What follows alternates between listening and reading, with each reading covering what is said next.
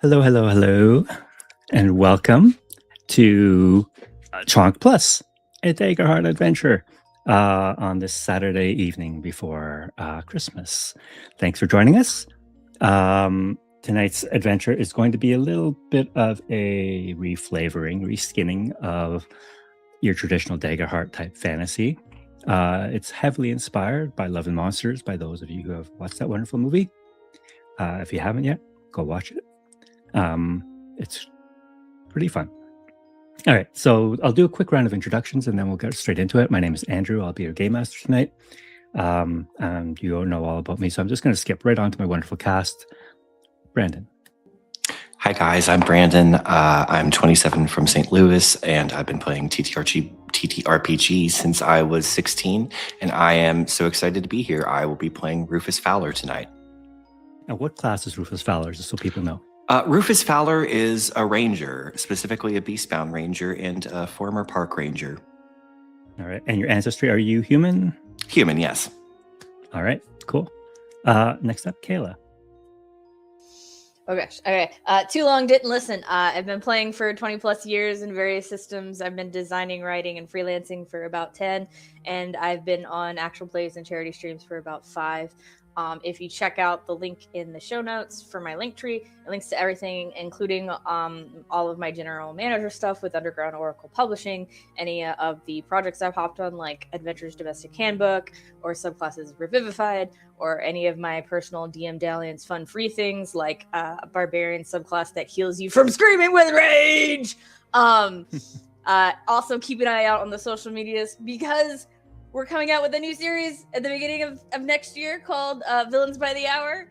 If you like magical girls, if you like satirical shows like The Office or Below Decks, go check it out next year when it comes out. Cool. Yeah, looking forward to that one. I'm going to hop down to Lucy.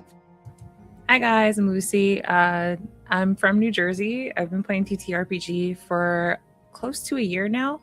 And I'm playing Nyx Caldera. She's a wild-born Earth King Ranger. So I'm excited to play with you guys. Cool. Just a baby. Sorry, Kayla. Did you say who and what you're playing?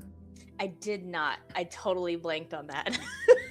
I was like, get through the spiel as quickly as possible. I am playing Dancer, which is a fairy druid, but I will be a little jumping spider that's the size of a dog. Hey, guys. All right, fairy spider. Awesome. And last but not least, Todd. Hi, everybody. I'm Todd. I've been playing TTRPGs for about 25 years. I've been a professional GM for about 6 of those years. You can find me on my website, dmtoddbloom.com. All my stuff is on there. I will be playing a human loreborn blood hunter tonight named Benjamin Fisher. In about his mid-30s, the blood hunter probably going to be heavily reflavored for the purposes of Chonk Plus tonight, and I'm excited to be here. Awesome. Wonderful cast. Are you all ready to get eaten by bugs? Preferably not, but I would like to eat Maybe. the bugs, if that's possible instead. All right. Here we go. I'm going to get right into it then. Give me a second to get my spot here. Okay, perfect. General Brady. She stands at the front of the compound, a tough-as-nails elderly woman with a patch over one eye and a bad leg braced in metal. One hand grips the podium, the other rests on a cane that's probably seen more fights than most of you. She looks out over the crowd, over the 4 of you. Clears her throat, stares down for a moment, and begins. They said it was a breakthrough in animal wellness, a gene therapy for pets that would make tails wag a little longer, fur shine a little brighter, and belly stay just the right kind of round. They called it Chonk Plus. TM. Cute name, harmless even. Until it got into the water supply. Now, no one knows if it was the leak in New Chicago, the illegal ant farms, or that one idiotic petfluencer who went viral for bridging the species gap by drinking Chonk plus smoothies. TM. What we do know is that it changed the world. First came the mice the size of microwaves and the cats that started opening doors on their own, and then the bugs. And she scratches at the eye patch over her right eye. Oh, God, the bugs. Crickets big enough to crack pavement, wasps the size of mopeds with a taste for gasoline, ants building cities out of rebar and concrete. Humanity didn't stand a chance. Cities fell, governments scattered, the skies buzzed with wings, and the forest pulsed with chitin. We called the Chonk apocalypse because we didn't have time to name it anything smarter. It's been 10 years since Chonk Plus TM turned the insect kingdom into a full-blown nightmare petting zoo. Nowadays, most folks live underground, as she gestures around the bunker that you are all in busted wine cellars, half-collapsed parking garages, or reinforced basements that smell like old socks and crushed dreams. And the surface, well, that's bug country now. We leave only when we're out of food, out of luck, or out of our minds.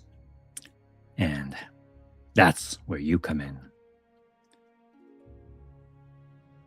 The North Star Ridge facility up in Smallville. That's Smallville with SMOL, Smallville.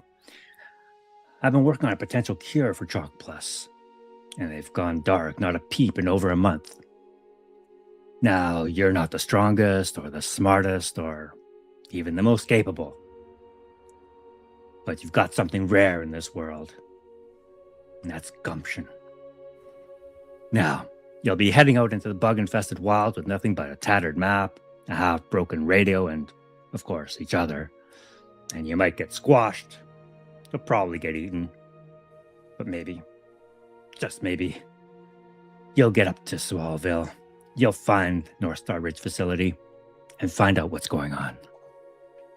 Now, whatever's waiting out there, well, it's probably a lot worse than you think it is. And if we're going to make it through another winter, and God damn it, if Christmas is going to mean anything at all, I need volunteers. And her single eye narrows as she looks upon the four of you. And it looks like that's you, sorry lot. I think Dancer doesn't know how chairs work and is under the chair that they were given. It just kind of like leans towards Jet the turtle and goes, I feel like this speech is really targeted and I'm uncomfortable. Dancer, can you please describe your character for us as you hide under the chair? Yeah, so Dancer is probably like a medium to medium large sized peacock jumping spider. Lots of bright red colors and yellow stripes on their legs, a big blue swatch across their face right under their big puppy dog green emerald eyes. Lots, apparently, when you zoom up close to a jumping spider, lots of flyaway, just like free hair, just like there, I guess for vibrations. And they're just kind of like sitting and they're kind of like trying to hide under the chair the more the speech goes on because it feels very targeted. All right. As you hide under the chair, who's next to you? I think under the chair also is Jet the turtle, so probably Nix is sitting on the chair. All right. Next, can you please describe what you look like? I'm a typical hippie-looking kind of person. I have dreadlocks, tattered clothing, and I wear like these combat boots that have seen the forest plenty of times. And next to me is my turtle Jet, who I fed berries to that apparently had Chonk Plus in them, and I had no idea. And he is about the size of a 5-year-old kid, I want to say, like kind of tiny, but like humanish size. And he's kind of timid, but very outgoing. He's speedy, completely opposite of a turtle. So he's just like next to Dancer, kind of acknowledging what she's saying, but very like wanting to know like what's the next move. And yeah, very spunky. And that's Jet with a T. Jet with a T. So does Jet with a T stand on its two legs when it moves, or does it crawl on all fours still? I'd say when he's ready to like get up and move, he's on two legs, but normally he's just laxed and on all fours. Okay, cool. And who's sitting next to you? I would say my fellow ranger Rufus. Yeah, absolutely. So Rufus is a 70-year-old man, kind of thinning beard, bald head, but has a beanie on since he's typically used to being one of the few that does go outdoors. Khaki garbs with well-worn hiking boots and a leather jacket wrapped around him. And sitting next to him is a Rottweiler-sized Canadian goose that is trying desperately not to interrupt the general during this entire speech. Oh my gosh, those Canadian geese are vicious. Oh my gosh, I'm serious. They are nasty. Okay. And I'm guessing sitting beside you is Benjamin? Yes. All right, Benjamin, Yeah. please describe yourself. Yeah. So Benjamin is just a regular human guy. He's probably in his mid 30s. He's, as far as build, he's probably like 5'8", 5'9". He's kind of like skinny and lanky, maybe with just a little bit of a belly.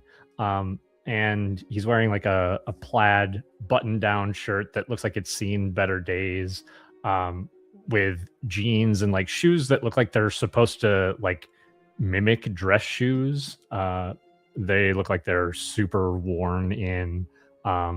And he's also got a bag, like a backpack effectively strapped to him that has, I think you can see a couple of like glass vials and canisters. Strangely, a couple of them just like peeking out the edges of the backpack look like they're filled with blood effectively. And he's probably sitting there like, oh, it sounds like we're being voluntold. This is worrying. This is worrying. All right. Creepy man carrying around vials of blood. That's not. That's what creeps you out in this world? Is a man carrying around vials of blood, not the giant creatures. All right. I'm going to do a quick flashback right away here to 2 months ago. Nix, you are a biologist by trade. You have a friend at the North Star Research Facility. Who would that friend be? I'd say his name is Michael. He and I were very combative, I'd say, because I had a lot of knowledge from being out in the field so much, and he's like more behind closed doors doing the office work or like telling people what to do. So I think, yeah, he was definitely someone I looked up to, but we would butt heads a lot. And yeah. Okay.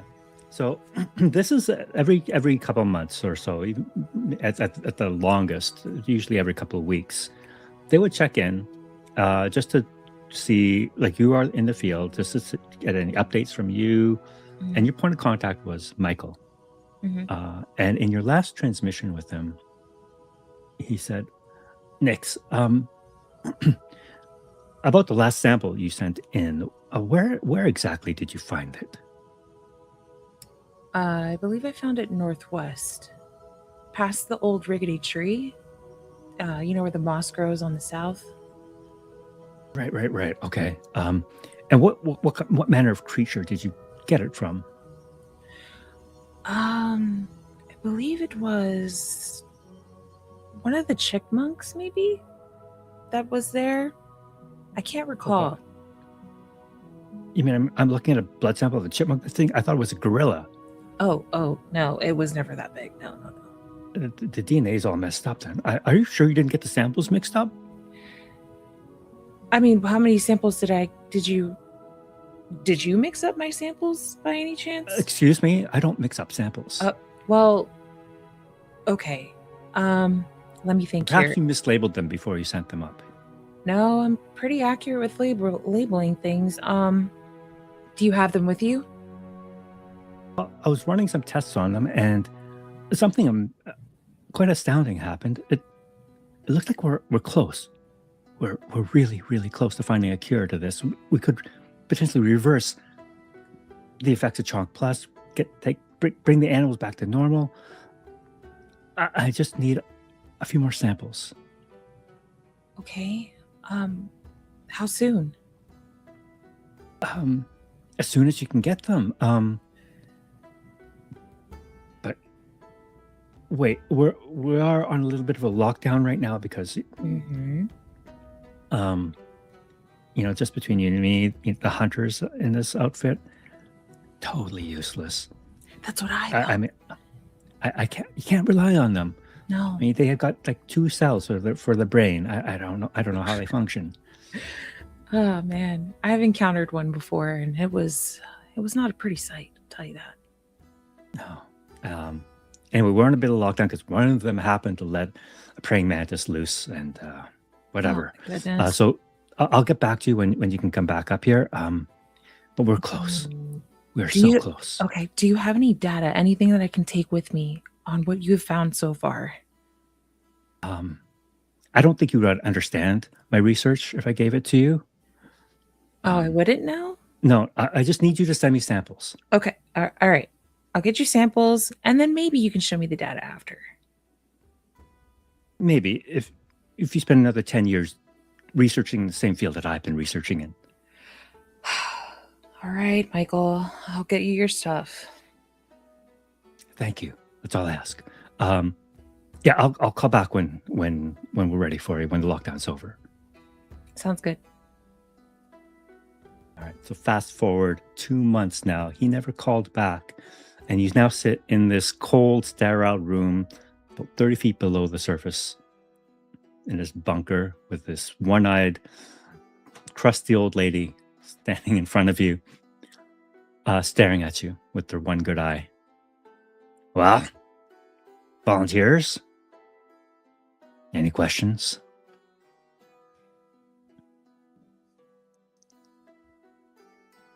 I look over to Monsters Dancer. Don't have a voice here. Any questions from the real folks? Why am I here then? I didn't want to be inside. You made me come inside. The outside is nicer. In here stinks.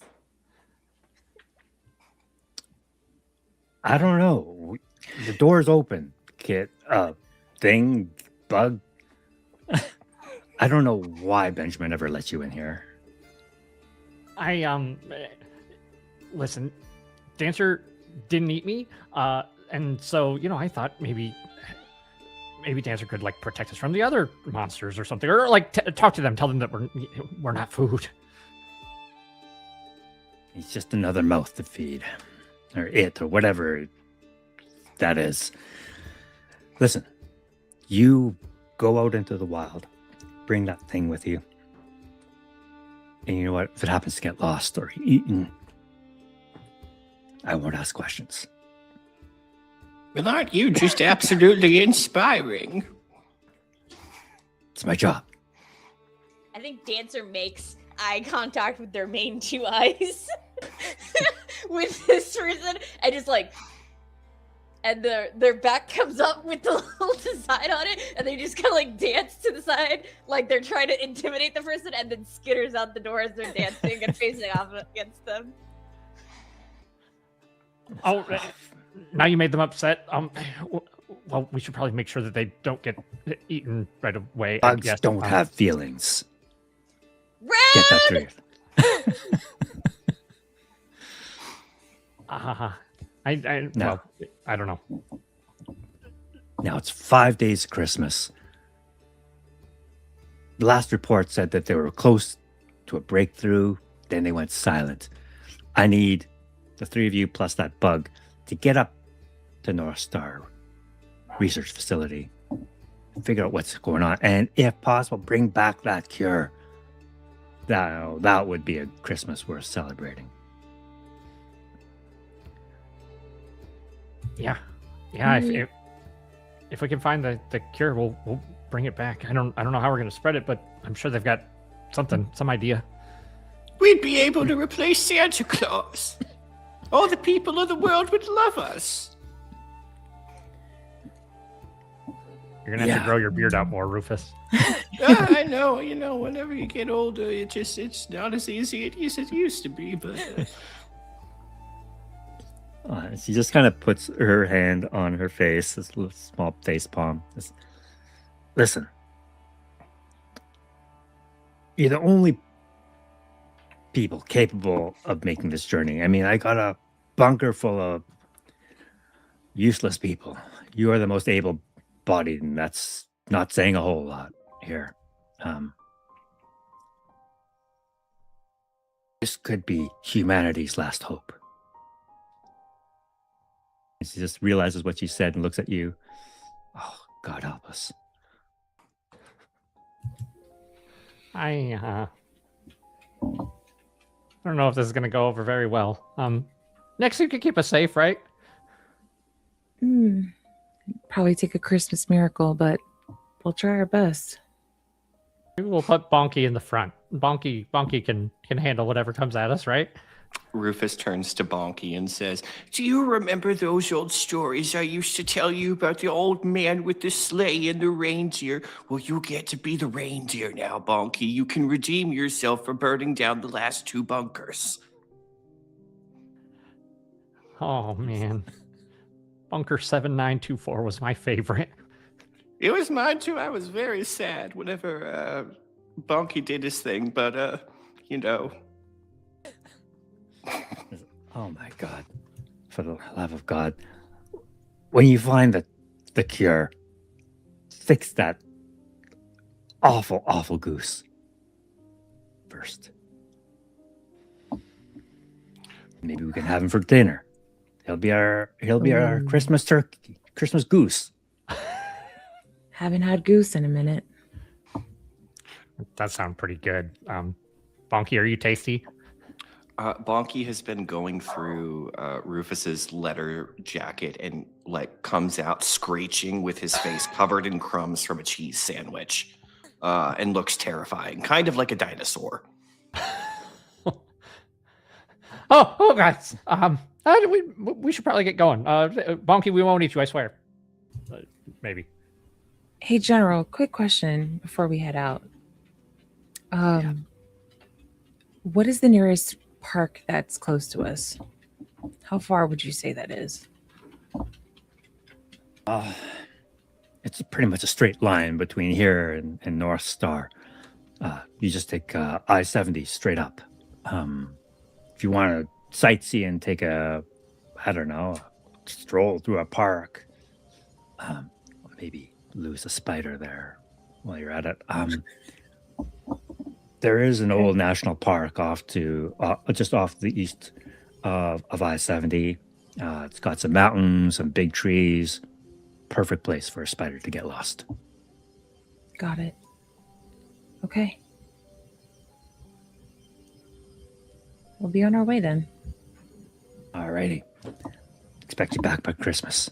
It's only a 70-mile trip each way. You can do it. 70's crazy.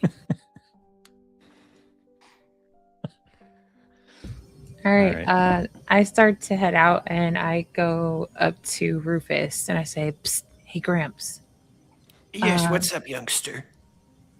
You're a ranger, is that right? Yes, of course. I was a park ranger for many years. I know lots of stuff about the wilderness and conservation and all sorts of animals. Why do you ask? Yeah. What studies or what did you find out there in your field? I guess in your section of park area.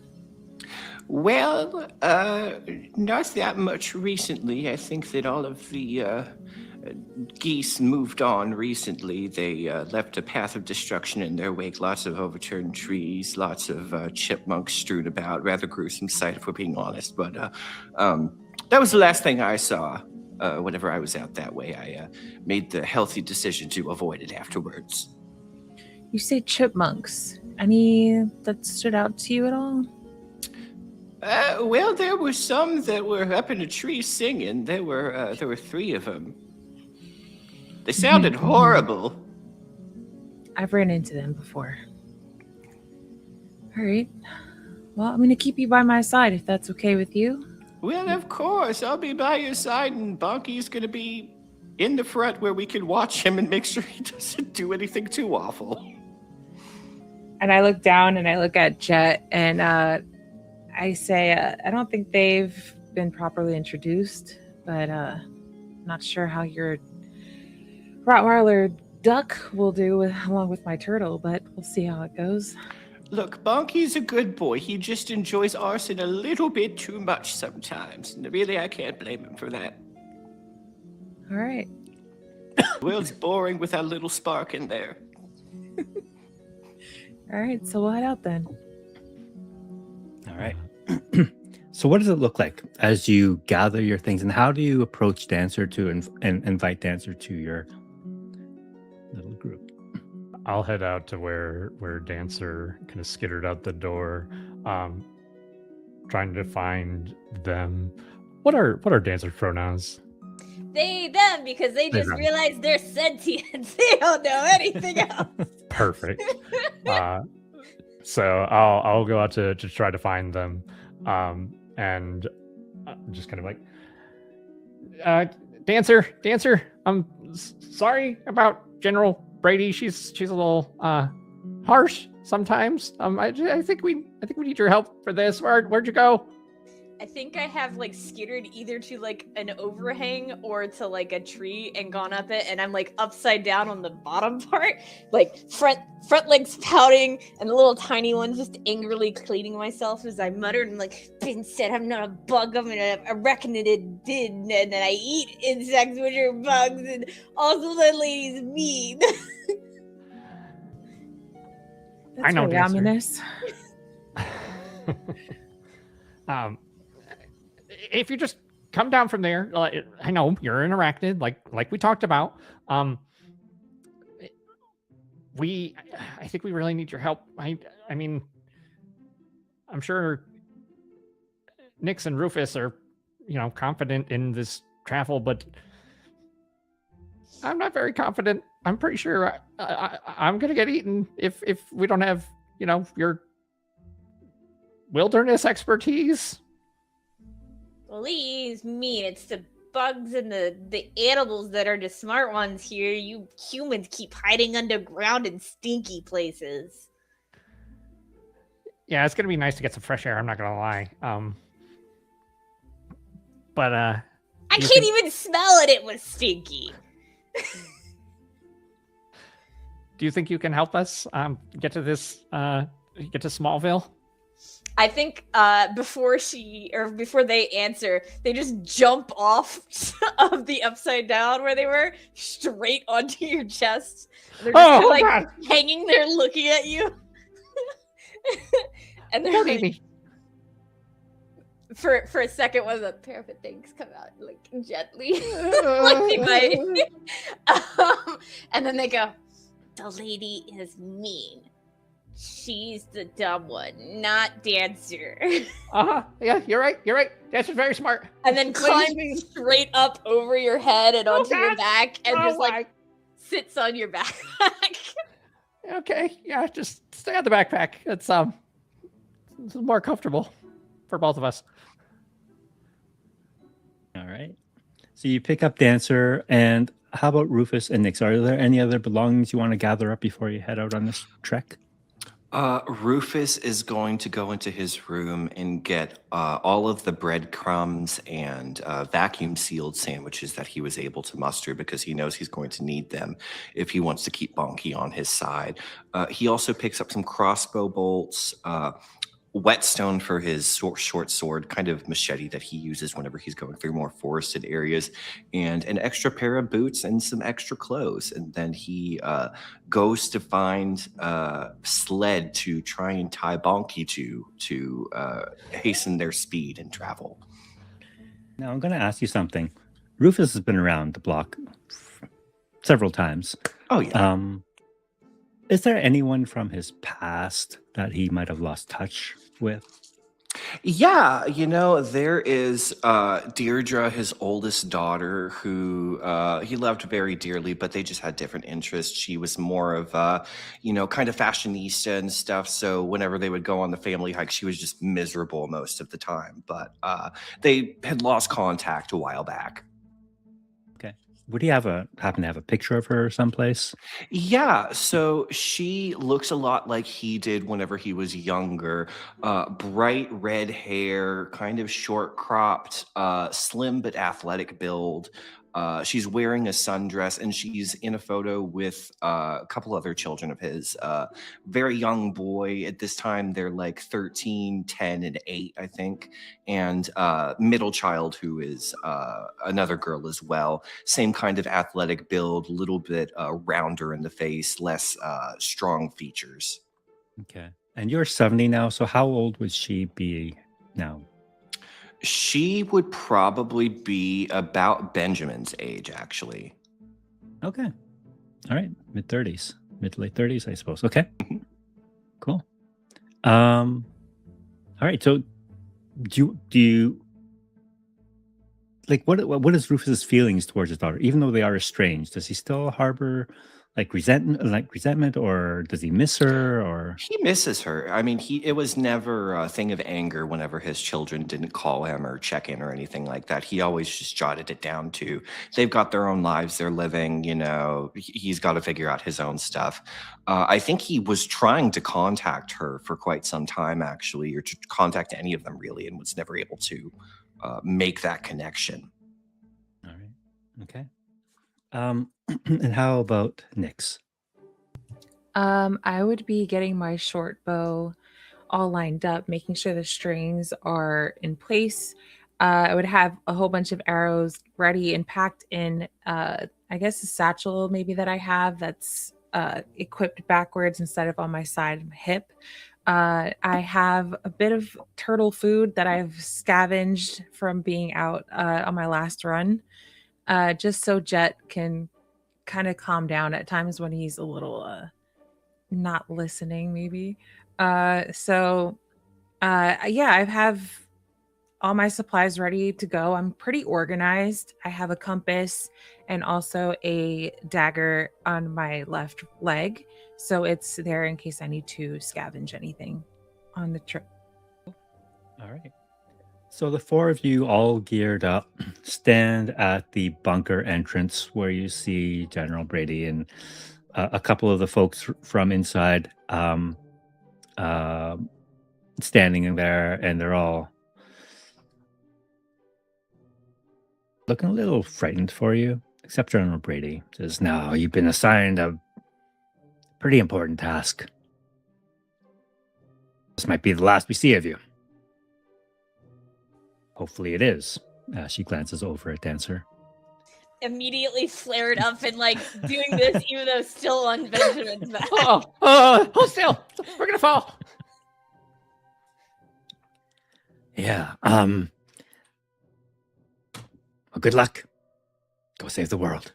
And she spins one of the big dials on this metal door and pulls it open with a creak. And it's been quite some time since you were outside, and the sunlight is blinding for a moment. You feel like blast of cold winter air enter. See you in a few days with the cure, or don't come back. You hear? Yep, Christmas. Got it.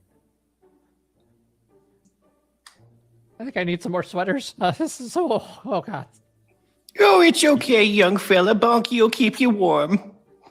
Oh, good. Take me under his wing. But no, he has a full torch that is currently on fire in his jaws. No thanks. I'll be warm. Oh, jeez. As you literally feel Brady with her good foot just kick you in the rear end, Benjamin, to make sure you are good and out the door with Dancer on your back. And without another word, you hear the door slam behind you and lock. So where are we going, guys? What are we doing? Why? I mean, not that I don't appreciate being out of this stinky place, because, you know, despite not being able to smell, I could taste the stinky. And you did drag me under the ground into the stinky from this nice place. So what are we doing? Well, the goal is to find a cure, Dancer. What happens to you, actually? I don't know what some of these words mean. Okay. Because Dancer is Dancer and Dancer's not sick. Okay. Rufus will approach Dancer, I think, and you're still on Benjamin's back, right? Yeah. He will kind of just scoot close so he's looking you in the eyes, and he says, well, Dancer, now you know that there was a time before. You are new to all these thoughts and everything now, aren't you? I was born 10 months ago. Okay, well, the world's a lot older than 10 months. A lot older. In fact, some of us here remember a time where... A whole 10 years?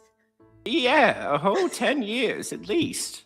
Probably. You never asked the Earth its age. It's rude. But you know, there was a time whenever there weren't as many people, you know, creatures like you who could talk and think. And, you know, some people kind of miss that. So we're going to see if maybe we can't go find a way Aren't to you make guys creatures that talk and think?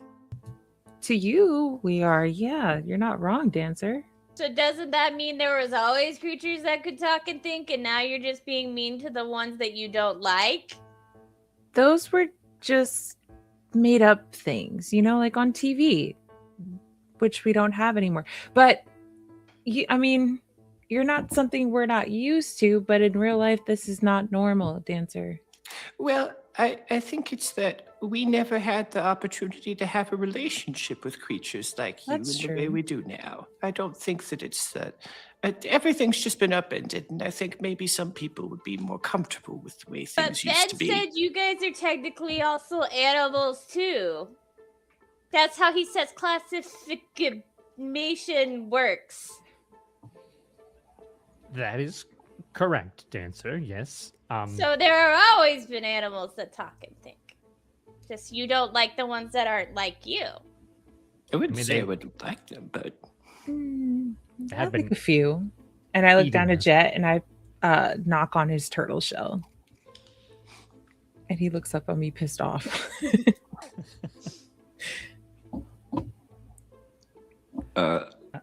Rufus is watching this and watching Bonky just circle around them, swinging the torch in his mouth.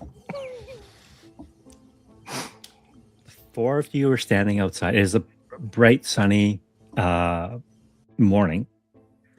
It is frigid and cold, though.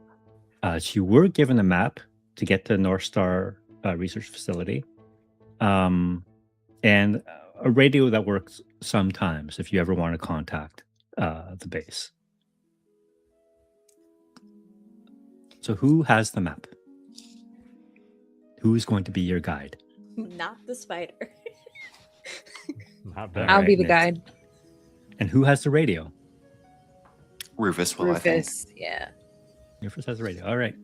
So next, you look at the map. You look at where you are, Mhm. and it looks like someone, like a 6-year-old, drew this map.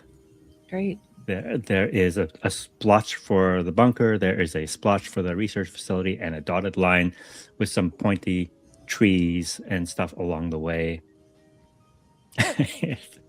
That's your map. I go to Rufus and I say, did the general do this? Because it looks like a 5-year-old did it. Oh, well, I suppose cartography is a lost art along with all the other arts we lost, but yeah, it does look a little squeak. Is that a coffee stain? Dancer's gonna jump from Ben to Nyx and be like, "What's that?" and just points at like a random symbol on the. You gotta stop doing that. I'm literally called a jumping spider. I know. I'm learning this about you. Okay. Well, can you read this? Hey Ben, can I read? Or I don't know what read means. We're still working on the Okay. reading thing. I'm forgetting somewhere though. This is where I'm from, and just like gestures with two sets of their arms at the outside. Very good, Dancer. Very good. Any of these landmarks on this map would be noticeable to like if we see it in person. Like, are they drawn pretty well to be like, hey, that tree looks like this little tree she drew? Yeah, here. you see a picture of a little hut surrounded by trees. You see a big stone. You see what looks like the dotted line follows like what looks to be a road of some kind. And It's just gonna point at the dotted line. What's that? It's a road, Dancer. What's the road? A straight path. Why It's are you not taking a bumpy. straight path? That's how predators get you. That's what we're trying to avoid. Oh, no. Do you know where this stone is, Dancer? It's a big stone. And it might be covered in snow right now. There might be plenty of stones. Actually, this stone is kind of weird. But do you know where any big stones are? Do I know where any big stones are? there are many big stones. Yeah, I mean, there's a lot. This is okay. I don't know how often you come to the outside, but It's there's a been a lot while. of stones. There is a lot of stones. All right, so I say we just go straight, avoiding the road. Is that what we want to do? I have a question. You said it goes straight. Mhm, What mhm. does it look like? Well, it's gonna be solid concrete. It's like very hard. It's not like the ground What's or a tree. concrete? Man-made stuff, Dancer. Man-made stuff. Mhm. Is it that Mhm. weird blacky color? Yeah. Oh yeah, You got it. really don't want to go there. No. Really, it's super infested. Got it. Oh, no. No. Okay. You guys, what are you thinking? Should we take the forest route, or what do you guys want to do? Follow this dotted line, or maybe the hut first? Maybe we should try the hut first. Maybe there's Okay. some people further out that we can turn to kind of figure out more of our bearings on the way there. Like a safe space. Yes. Yeah. That's a good idea. Good idea. Yes, we need a safe space. Yes. So you strike out for the hut. Now this map doesn't have a compass rose at all, so you have no idea which way is north even, or which direction you are even facing. Great. You don't have a compass with this map, this very useful map. I'm going to have you make a knowledge check next first roll of the game. See how good your map Okay. reading skills are. And I'm going to say because of the quality of this map, it's going to be a disadvantage. So you're going to roll a d6 after your duality dice and subtract it from your roll. Oh man. Okay, so it's 2d12. Yep. I'm gonna roll that. Ooh, I got a 1 that's a and a 5. 4. All right, that's a 5. And then a All right. d6. Minus D6. Oh, A minus a d6. Okay, That's a okay. one, It's so a a 4. 1. Yeah. All right, so was the green die or the other die the fear, hope or fear? Green is hope. The other one's fear. Okay, so the green was higher. Mm-hmm. Okay, so you gain 1 hope for that roll. Cool. So you should have 3. You all start with 2, Yes. and I have 3. have 4 fear to start. Okay. All right. So you look at this map. It's not very clear. You have no compass. You don't know which way you're going, but you have an idea. Trees are over there. Trees are on the map. If you kind of pointed in that direction, they're over there too. So you strike out in that direction. Do you tell the rest of your party? Like, you're not 100% sure. This is an educated guess you're taking. Mm-hmm. How do you present this to the rest of your team? Okay, guys. So I know you guys are trusting me to follow, like to lead you, but this map is ridiculous, and I'm used to pretty accurate maps and a compass and coordinates, and I know. Okay, so I'm going off a whim here. Do you guys trust me? I trust you more than the person who made the map. They did kind of set us up to fail. That is true. And we do have another ranger here. So if you guys are willing to follow my lead on this one, even though it might be a bit risky, I can guarantee we might be in the right direction. I'm not an expert on human vocal thingies, but that didn't sound sure to me. Yeah, no, you caught that, Dancer. Thanks. They would give you a thumbs up, except they don't have thumbs. So they just kind of lift up. They lifted arm. Dancer, are you still riding on Benjamin's shoulders? Oh, she was on my shoulder. Yeah, Oh, I think as soon as we hit the tree lines, Dancer jumps off into the trees and just climbs up and just starts jumping tree to tree. Okay, so the rest of you, Rufus, Nix, and Benjamin, I'm going to have you each make a strength reaction roll Oh, jeez. Oh, as you trudge through like thigh deep snow.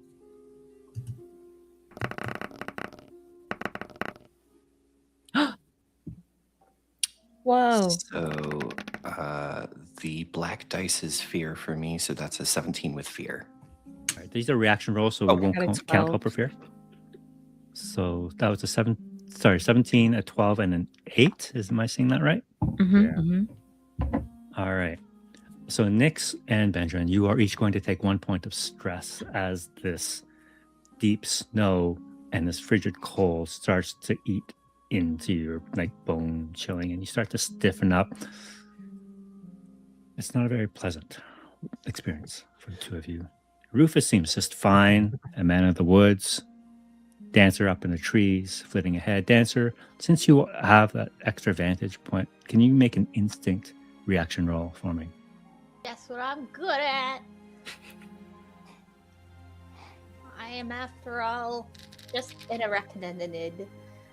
So it's a 9 on my hope, and I think that is a 1 on my fear. Yep. All right, so this is a reaction roll, so we'll just count it as a 10. Do you have a bonus to that for you? +2 to instinct, so it's 12. Nice. So it's a 12. All right. I am, after all, a spider.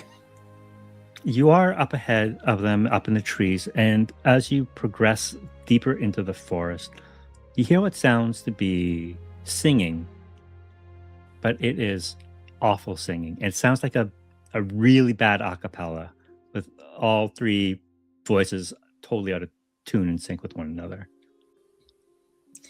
I'm going to hook a little bit of web from my spinneret on a branch that's in the path that they're walking and just drop down so I'm upside down right in front of them. And I'm like, those awful chipmunks we were talking about. Oh God, I can't stand them. They're so awful. I hate hearing their voice any day of the year, but especially around Christmas time. Probably plug your ears then. Oh, Wait. no. They're definitely up there. And like where? What direction? The direction of the bad sound. This is perfect.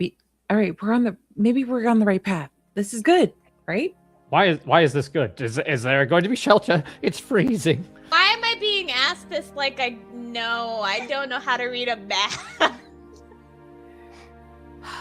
Well, all right. So I didn't tell you guys, but I've run into these chipmunks before, and I've gotten samples from them in the past before this happened. And my boss at the time, Michael, found almost a cure. And it was probably something to do with those weird chipmunks. So if we sneakily go up to them, maybe we can negotiate something. You do know chipmunks are like community creatures, right? So there's not going to be just 3 of them. Let's hope there's only 3, Dancer. Did you hear more than 3? I didn't hear more than 3 singing, but again, this thing that you call chipmunk, which is I call an angry tiny squirrel they are community livers. They, live in communities. So I'm aware. where there is 3, there is more than likely more. I'm And aware. I don't know if you know this. I know this, and I'm only 10 months old. They are predators. Are we going to be eaten by chipmunks? No. I mean, I'm not going to be eaten by chipmunks. No, you're just going to wish you were deaf is all. Oh. And I think Dancer's like slowly turning because they're still hanging upside down from the string of web from a branch. And as they turn and get close to Ben, they're going to do a little tiny bit of wild touch and just make them just the tiniest bit warmer. Because it's not a major effect. It's like druid crafts. Teeny tiny bit warmer. Thanks, Dancer. That feels better. At least I don't have to get close to Bonky. Bonky's just waving a smoking stick at this point because he's put the fire out from prancing around with it. I think Dancer lowers a little bit more because Wild Touch also lets me start a campfire and just like relights his torch for him because it seems to make him happy. He looks up at you and gives you an appreciative honk.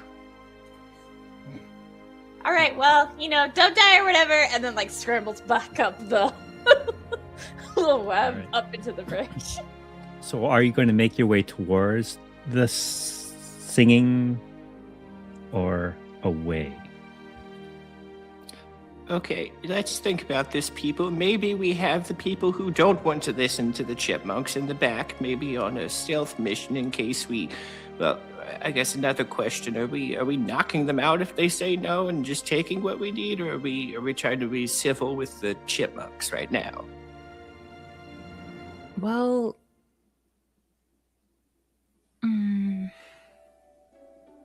I want to try to talk to them. I'm gonna try to take a risk here, and we have only a couple days, guys. If we don't make actions now, then what happens later? Well, of course. Now we can try the civil route, and then if things don't go well, we can just tell Bonky to go drop the flaming stick in their tree. Good idea. GM, I have a question out of game. So I have Nature's Tongue as one of my domain effects, I guess.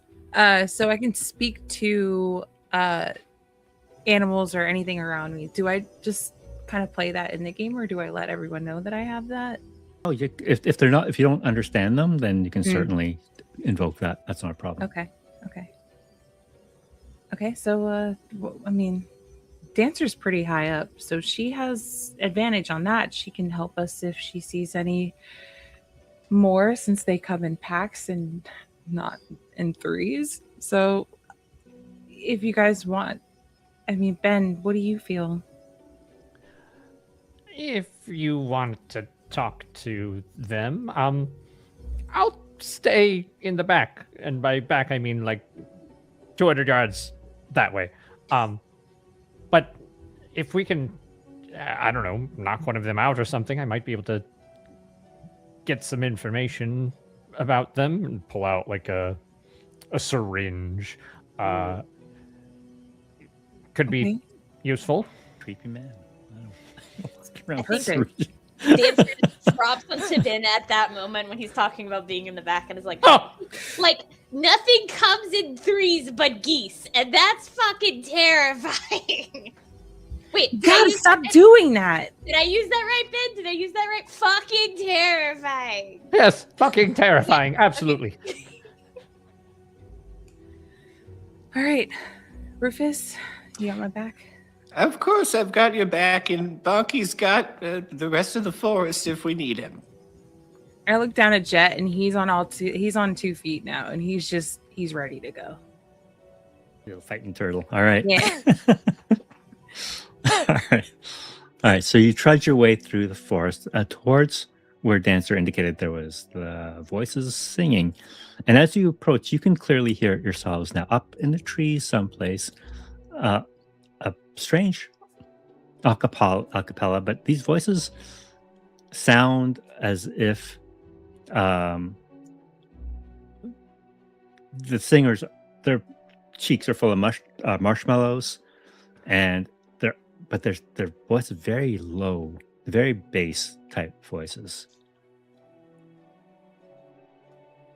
This is completely opposite from Alvin and the Chipmunks. He's just tapping Ben on the head and with one leg and like pointing towards where they're singing and then the other. They sound terrifying. Oh God. All right. Let's keep it quiet and try to approach stealthily. Yeah? Dancer jumps into the trees and is gone. All right. For those of you who are approaching, since Nyx is taking the lead, you will be the primary roller. This is going to be group check, finesse. So Rufus, Benjamin, Dancer, depending on how if you succeed or not, you'll add or subtract from Nyx's roll. Okay. Okay. Since I'm in the trees, can I use my experience? The vibrations tell all. Sure. Yep. Okay. Ooh, 2 16s. All right. And remember here, doubles are criticals. I haven't seen a single critical yet, though. All right. 14 total with the bonuses. All right. So Rufus gives you a -1 as he stumbles and breaks every single twig imaginable between your position and where the singing is coming from. But with Dancer and Benjamin giving you +1 each, you are a net +1. You rolled a 16 on your finesse. Do you have any finesse modifier, by the way? No? Okay. It's 15 +1, 17. So with the 17 group check, you approach the singers silently. The deep snow muffling any noise. Even Rufus's loud cracking footsteps are muffled by the deep snow. And you see sitting on the lowest branch 3 what resemble chipmunks, but they're about 2 feet tall and they are jacked.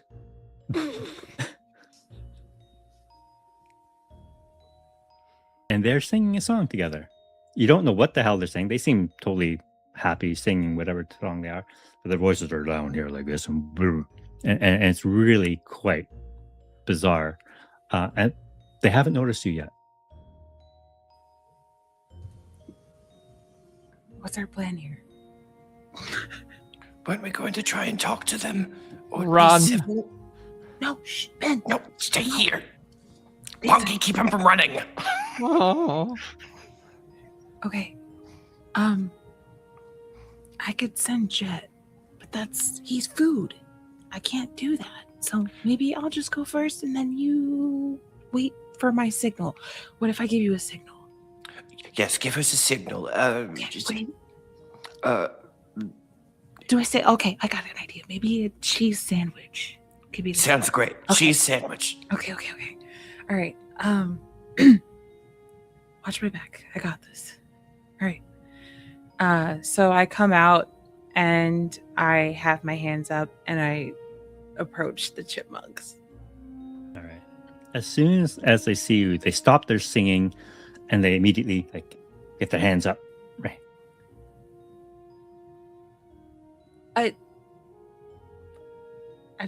I'm here because I'm lost. I just want to find where the hut is. Do you know where a hut would be? Guys? Brethren? They look at each other and they start speaking in this low grumbling voice. You can invoke your speak with animals or tongues type ability, and you somehow, through this warbling and strange set of noises that they're low frequency chirps that they're giving one another, you understand think it's edible? So I'm not. I don't. I'm not edible. You don't want to eat me. I just want some help, guys. Then I can find you something to eat. Jump back when they realize you can understand them. Where did you learn how to speak chipmunk? Years of practice. And you see the biggest one with his tail like swing a couple times around the branch, almost like a monkey would, and then just land in front of you, 2 feet tall. How tall would they come up on you if they're 2 feet? I'm like 5'7", so they're like About the waist, then maybe. mhm. And you see the snow is still pretty deep here, so they're like chest deep in the snow as they land.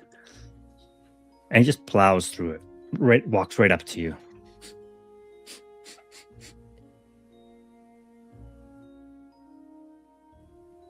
Think you could help?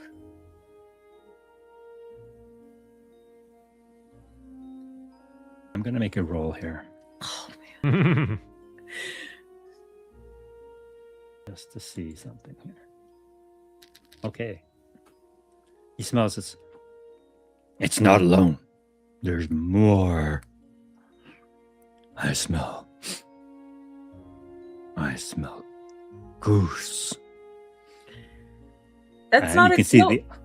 you see the other two start jumping up and down on the branch excitedly, and they swing and they land beside him. And attack. Cheese sandwich. Oh shit.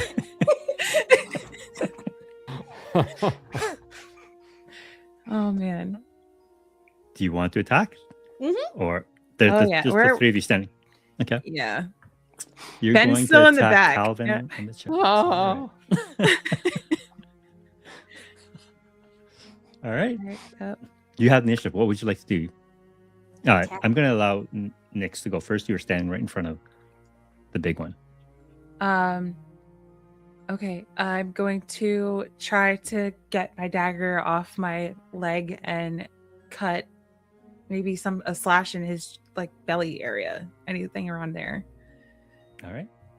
Go ahead and make that attack with your dagger Oh my god. on this very muscular chipmunk. Oh, that's a good roll. Yeah. I got 7 hope and then 10 fear. And fear. So that's a 17 with fear. Mm-hmm. That is a hit. Go ahead and roll your damage. That's 1d6. It should say on your sheet. Let me see.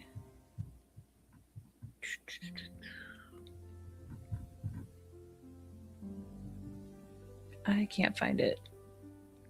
Yeah, it's typically 1d6. So we'll go with 1d6, and you can look it up and we can adjust later. So, Okay, sounds good. 5. 5 points of physical damage on this thing. So it takes a minor wound as you stab at it. And you rolled with fear. So the story comes to me as it looks at you as you pull this knife out and plunge it into like the side of this thing. And it just looks down at the knife where you hit it, looks up at you, just cracks its neck. And he's going to try and wrestle you. So I scream out, Jet! all right, so that's going to be 21 to hit. I think that's going to hit you.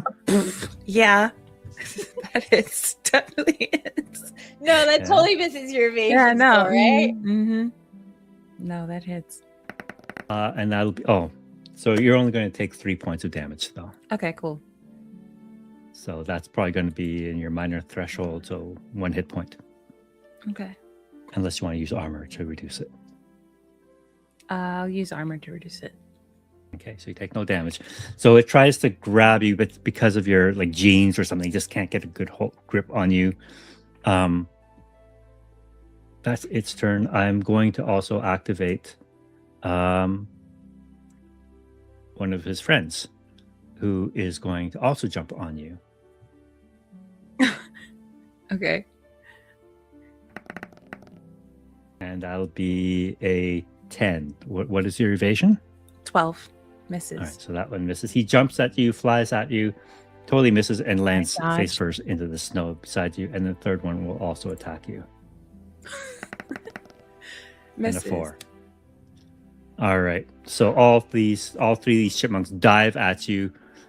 No one lands a hit. The rest of you come up behind after you hear cheese sandwich, and you see these 3 muscular chipmunks, about 2 feet tall, just trying to subdue Nyx. You gotta stop eating marshmallows.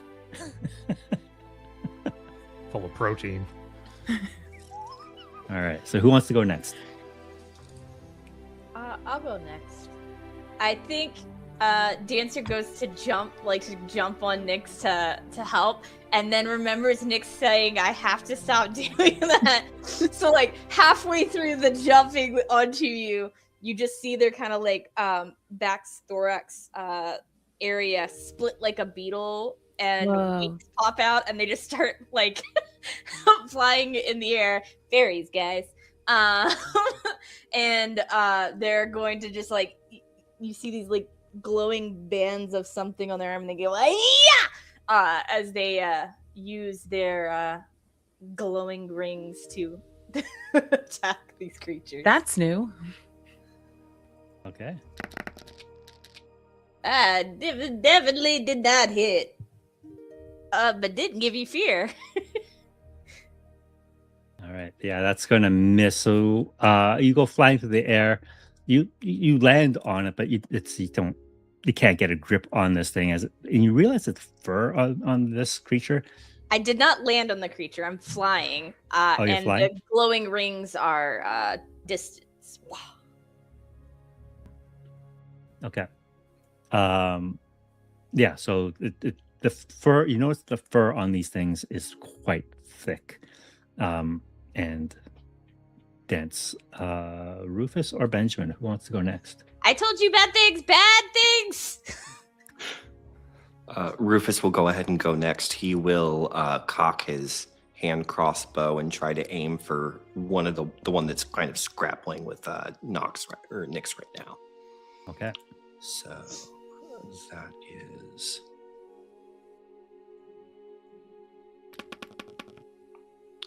that would be a 9 with hope. A 9 is unfortunately not going to land, but you do get the hope. So you are also now in the fray. That leaves with Benjamin. Okay. I think I'm going to pull out just a glass vial or canister with my blood in it, kind of like running up towards the one that Dancer is attacking. Just kind of call out, Dancer, remember when you were first met and my blood made you nauseous when you smelled it? Or could taste it?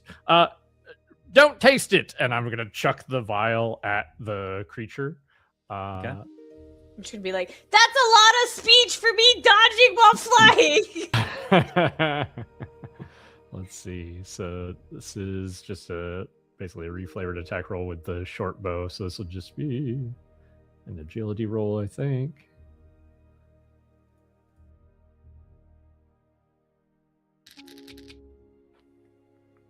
Okay. 15 with hope, I think. 15 will hit, and that's still hope. All right. Sorry. That's a d6 plus 3. 4 damage. As I imagine the canister kind of like just shatters, the blood hitting the creature, and it almost like has like a sizzling or burning effect on the chipmunk. Okay. This is not the same one that Nyx was attacking, right? This is a different one. The one Dancer was going after, I think, is a different It's one. the one that was it was the one that's trying to wrestle Nyx. Oh, it's the same one then. Okay. All right. So that one has 2 hit points of damage on it now. You guys still have hope. Initiative is still in your corner. I'm not going to spend a fear right now to intervene. Guys are on a roll. Nix, I'll say it's back to you. What would you like to do now?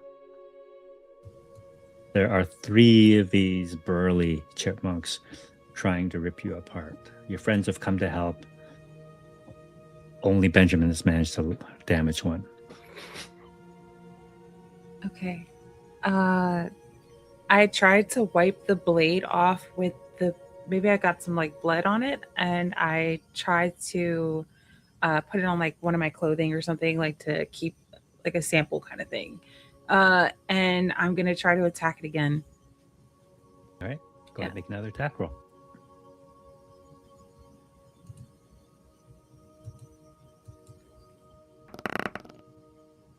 Nice. Okay, All right. 8 hope, 7 fear. That is a 15. That is going to hit. And give right. yourself a point of hope for that. Yay. So I'm gonna use my hope actually. Okay. And I'm gonna spend, it says I'm gonna use Ranger Hope. It says hold them off, spend 3 hope when you succeed on an attack with a weapon to use that same roll against 2 additional adversaries within range of the attack. All 3 of them are. Yeah. Okay. So I'm going to roll. I actually found what dagger is. It's 1d8. Okay. Okay. Go ahead and re-roll your damage from the first one then. And we'll... Okay. So I'll roll the first one. First one, 3. Okay, Mhm. so it's still just a minor. Okay, go ahead and now roll the damage for the second one. 4. 4. All right, so it's still minor for everyone. Okay, perfect. So the one in front of you now, starting to look a little roughed up. He's still got a lot of fight in him. You rolled with hope. You guys still have the initiative here. Who wants to go next? I think Dancer, still flying, is going to buzz in just close enough to try and throw some more magic things that they don't understand at this thing. And they're gonna go, this is stupid, attacking in the open is stupid, you ambushed them.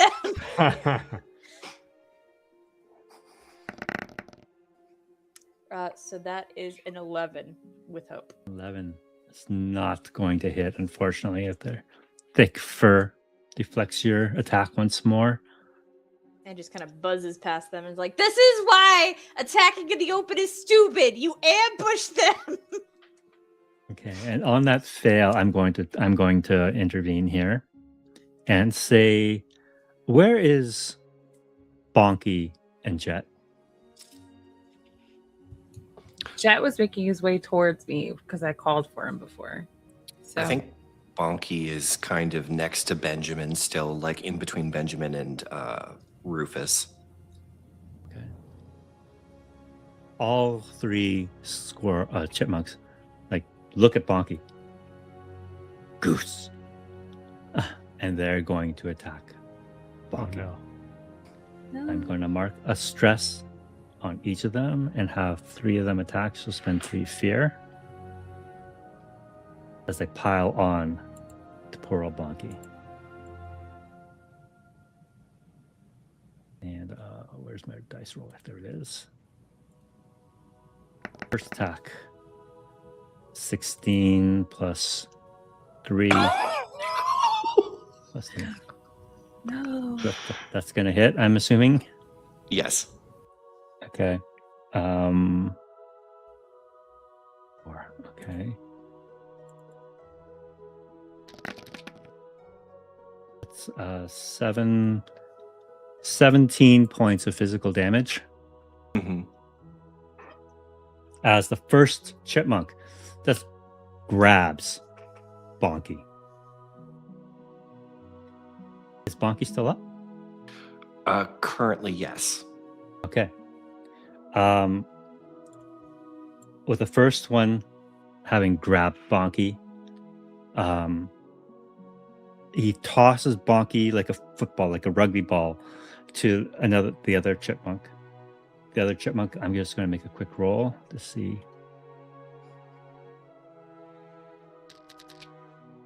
Fumbles Bonky So Bonky lands into the snow. And the third one will just dive on top of Bonky to see if he can re-grab him before he... Yeah, manages to re-grab Bonky. Bonky's going to take another 18 points of damage. Oh no.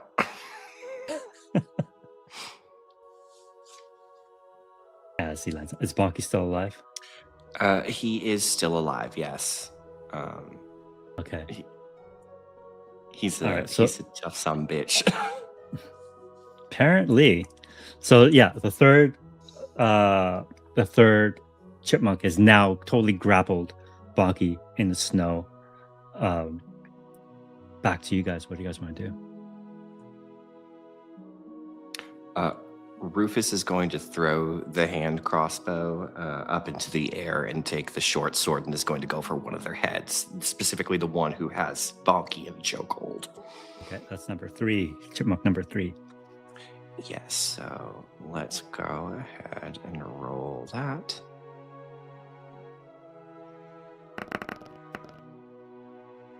So that is going to be an 18 with hope. All right, take the hope, and that is a hit. Wonderful. So that is going to do 1d8 plus 2. Nice. So that's 10 points. And then I also have the feature of hold them off. So I'm going to go ahead and spend 3 hope now to also apply that to the other 2 chipmunks.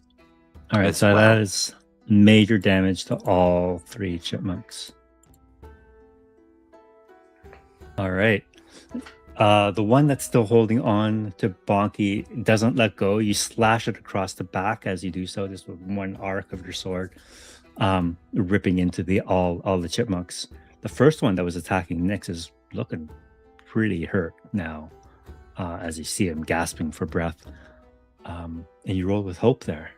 So who wants to go next? That'd be either Benjamin or Dancer. I have a logistical question. Mm-hmm. I know if I spend 3 hope, I can do a tag team with the player. But what if I wanted to do a tag team with, I don't know, like a goose? Yeah, that's totally possible. So Okay, I'll just I put don't that in know my if this back would pocket. help, but Bonky also does have for experience vengeful. You mess with the honk, you get the bonk. Just gonna put that in my Okay. back pocket for after Dr. Ben does whatever Dr. Ben wants to do. All right, cool. Are you going to do a tag team with Bonky? Oh yeah, most definitely. Awesome. So I'll let Rufus, you go ahead and roll for Bonky then. Yeah, so we'll do... And you can use that experience if you like. Yes, I will. I'm also going to unleash the chaos for this tag team. So that's a 16 with fear. 16 with fear. From Bonky, and what does Dancer get? That's a plus 2. 17 plus, 17 total with fear. But it's also unleashing chaos, so it's going to do 2d10 magic damage. All right, I'll take the fear, but go ahead and do that damage. And because you succeeded on the tag team, Bonky does its damage too. So that would be...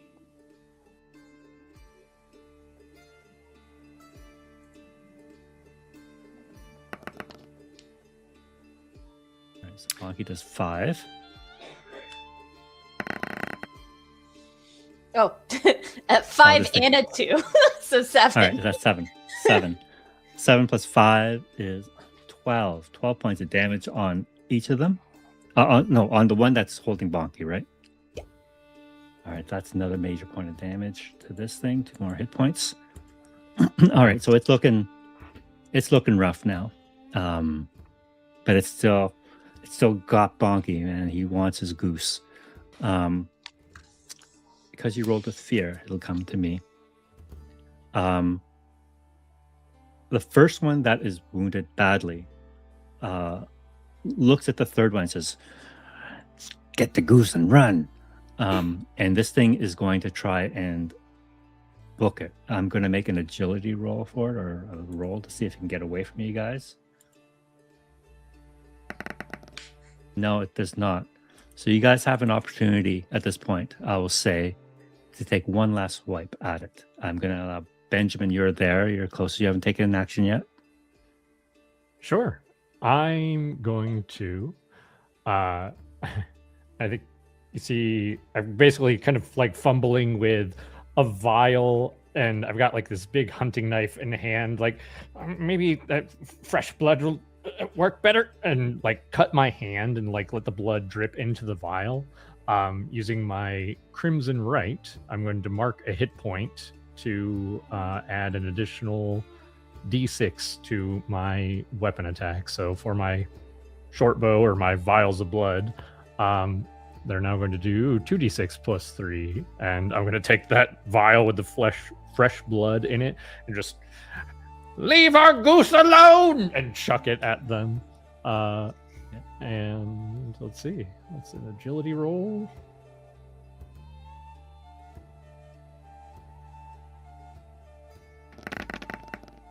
Oh, that's a crit. God. Hey, Beautiful. First crit of the game. Nice. So go ahead and what is that now? 4d6 now? Like no, maximum damage plus 2d6. So that would be it's 2d6 plus.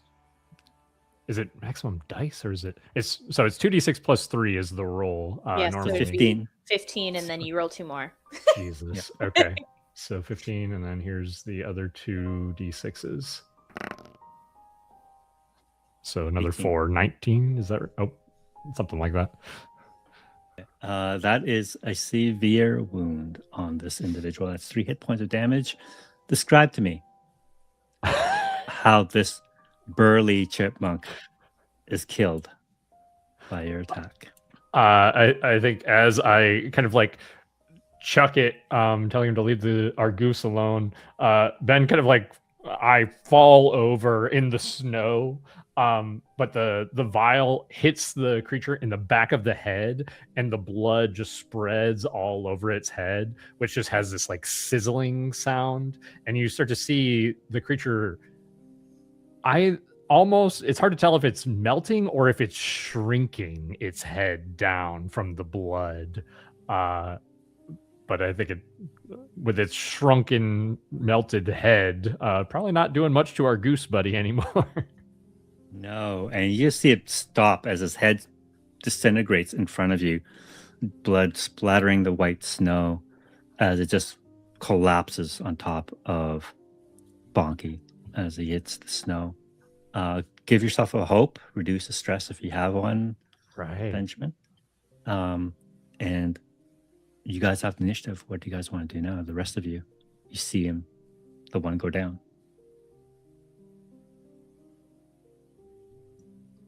Rufus is currently being filled with bloodlust, similar to what his goose companion feels every single day, and is going to run towards the one that is still kind of harrowing Nyx and again swing his short sword at it. All right.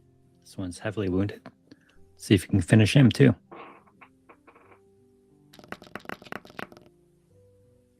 That'd be a 15 with hope. All right. Take the hope, and that's a hit. Wonderful. So then that is 8 points of damage. 8 points of damage. Just 1 hit point of damage. It's still alive, clinging to life as you slash at its back, as it's stumbling and gasping for air. And that was with hope. But you just hear him say, "Run. Bloody goose isn't worth it." And Nyx and Dancer, which one of you would like to act next? I'll make another attack. All right. All right. Oh, That is a 4 with fear. with So fear. I'll take that fear. And with that, the one chipmunk that is in your face, the one that's badly wounded, it's just going to book it. It's going to run. The one that is still not just barely bad, like moderately wounded, Mhm. looks at the fallen chipmunk with its head disintegrated, sees Bonky kind of trapped underneath the fallen body in the snow, and he moves to grab Bonky before he runs. And the fear, stress. And I'll make her die roll for that.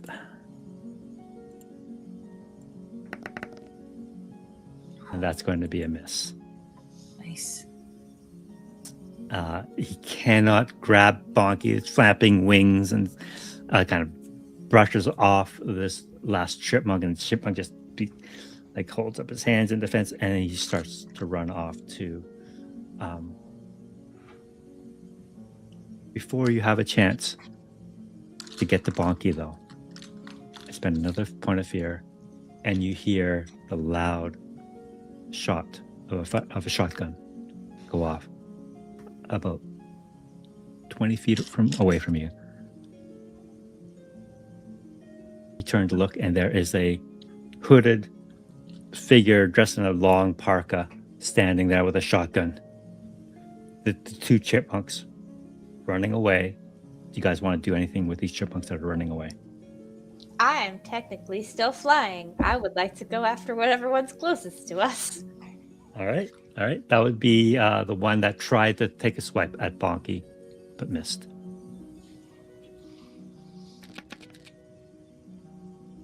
That is a 16 total with hope.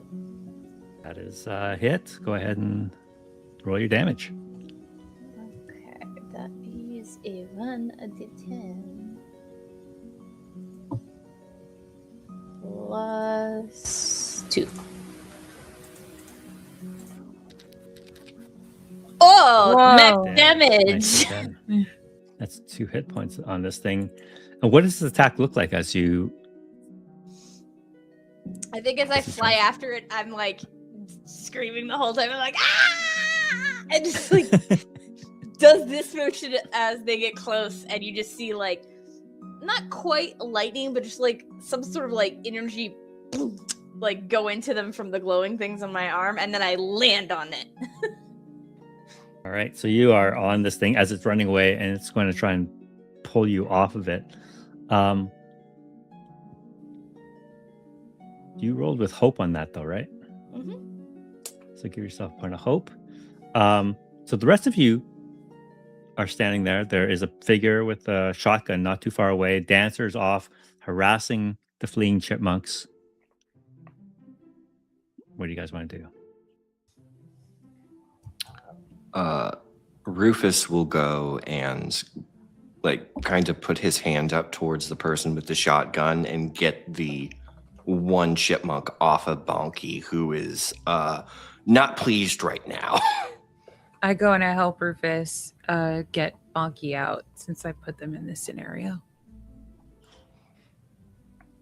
It's okay, Bonky. We'll burn down their forest later. We have things to go do first.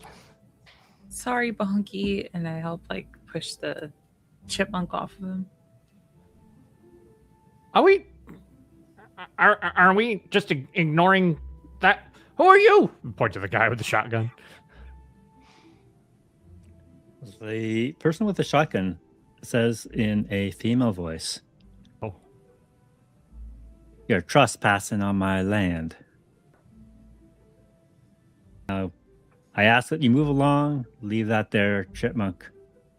That's my game."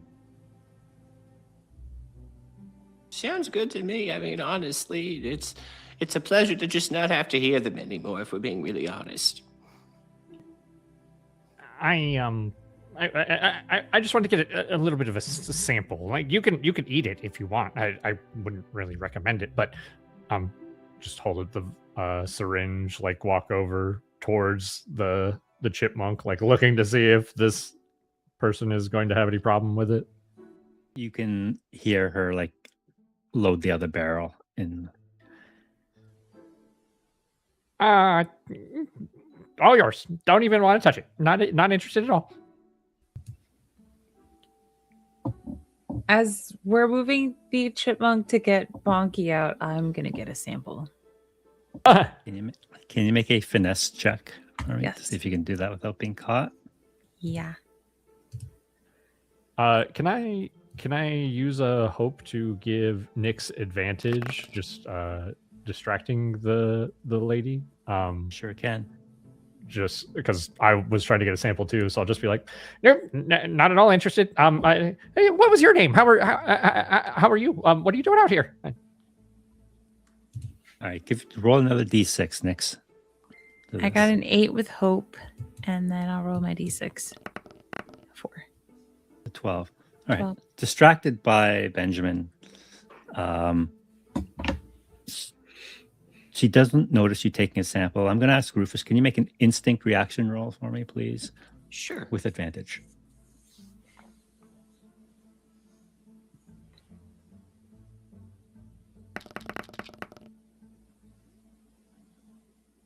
Nice. Go ahead, roll a d6. 15. All right. You see beneath that heavy fur-lined hood of hers a flash of red hair. Deirdre? Stops You when know you say this that woman? name. Pulls the hood back. You see a 30-something-year-old woman. Who the hell are you? As she raises her shotgun at you.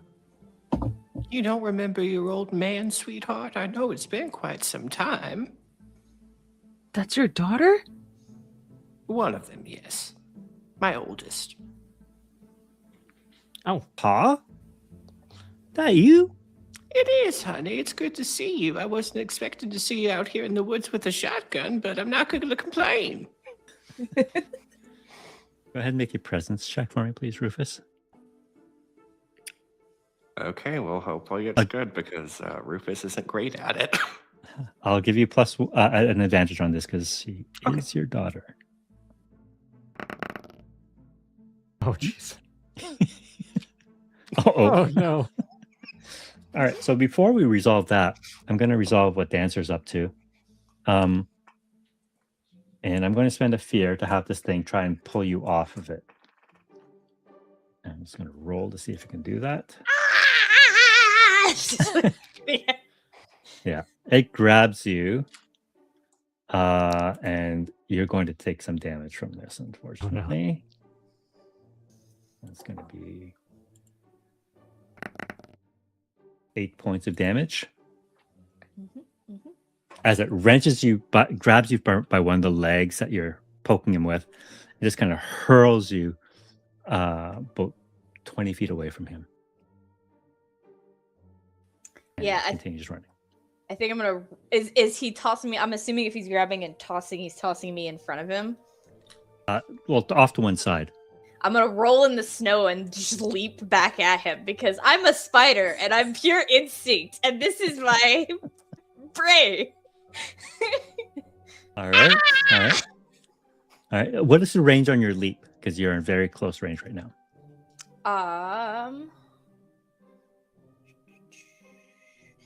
It doesn't really say, but it also says I can just activate flying whenever. It doesn't tell me distance on that either. That's fine. That's fine. You can close this distance. That's easy. I just scream, yell at it, and try attacking. That's a 10. However, that is with fear. All right. So you go flying at it, and I'm gonna make him roll to see if he can grab you again and toss you aside. That's going to be a 15 hit. I have a 10 evasion, guys. 10? All right. So this is going to be another D8 plus 3 damage. 9 more damage to you. I get another fear for that too. And he grabs you again and hurls you in the other direction and say, "Get the hell off me." I'm probably calling out like, has anybody seen Dancer? Dancer! I think I just scream and go at him again. Except instead of trying to be physical and just jumping at him, I think I try and unleash another chaos at him. Okay. Ah! So that is spell casting, which is +2. Oh, by the way, you also have advantage on this one. I to mention that before. That is an 11 with hope. All right, you take the hope, but you miss. And he will try one more time to grab and throw you as you're flying at him. Yeah. It's going to be another 5 points of damage. I get another fear for that. As he's like, it's like swatting this thing that just won't leave him alone. He just kind of grabs you and tosses you aside and keeps running.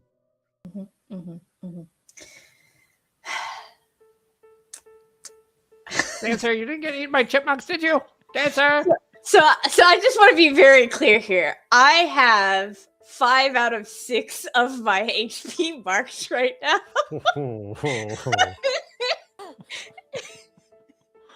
Oh no. My instinct is to attack this thing again. Oh my god. However, I have a question, because technically I also have regenerative touch. And if I spend hope, I can heal 1d4 hit points. Can I touch myself? Is there anything in there that says that says anyone but you? Just says touch a creature and spend. You're a hope. creature. Cool, I'm gonna do that. Hey. As I scream and run for it again. Ah! And touch myself and heal. 1d4. See how much I don't die. Oh yeah. Great. That's just super duper, guys. Do I wanna I'm gonna stay at far range and cast magic at it. Because I'm assuming if it's been throwing me this whole time. It has no range attack. Has no range attack. That's great for me. Because I really don't need to be in melee with this thing. 12 with fear. You have advantage, so go ahead and roll a d6. All right, this one hits.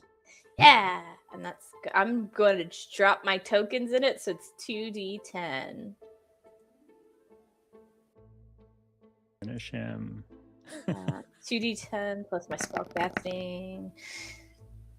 11. All right, describe to me how you kill this chipmunk.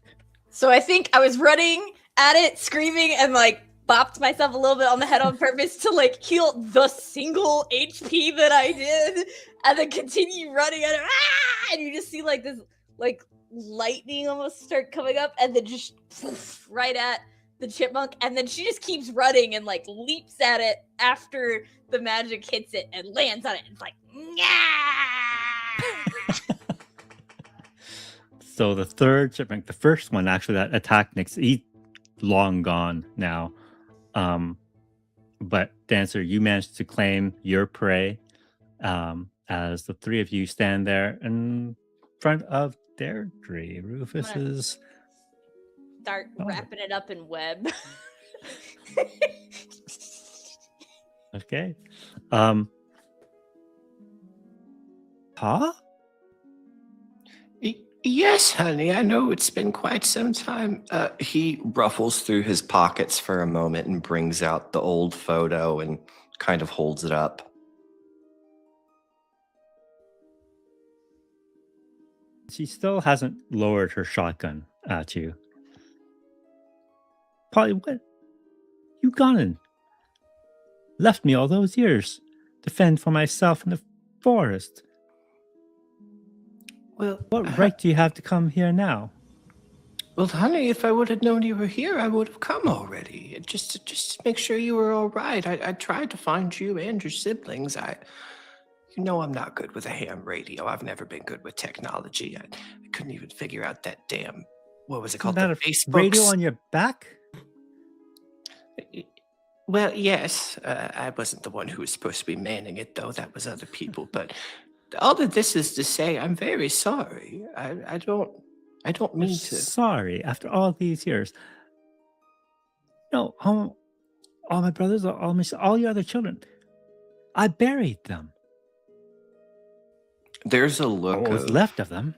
just horror on his face as she says that, and I think Bonky comes over, and for the first time, you all hear Bonky speak, and he says, "Father, it is okay. You still have me, your favorite son."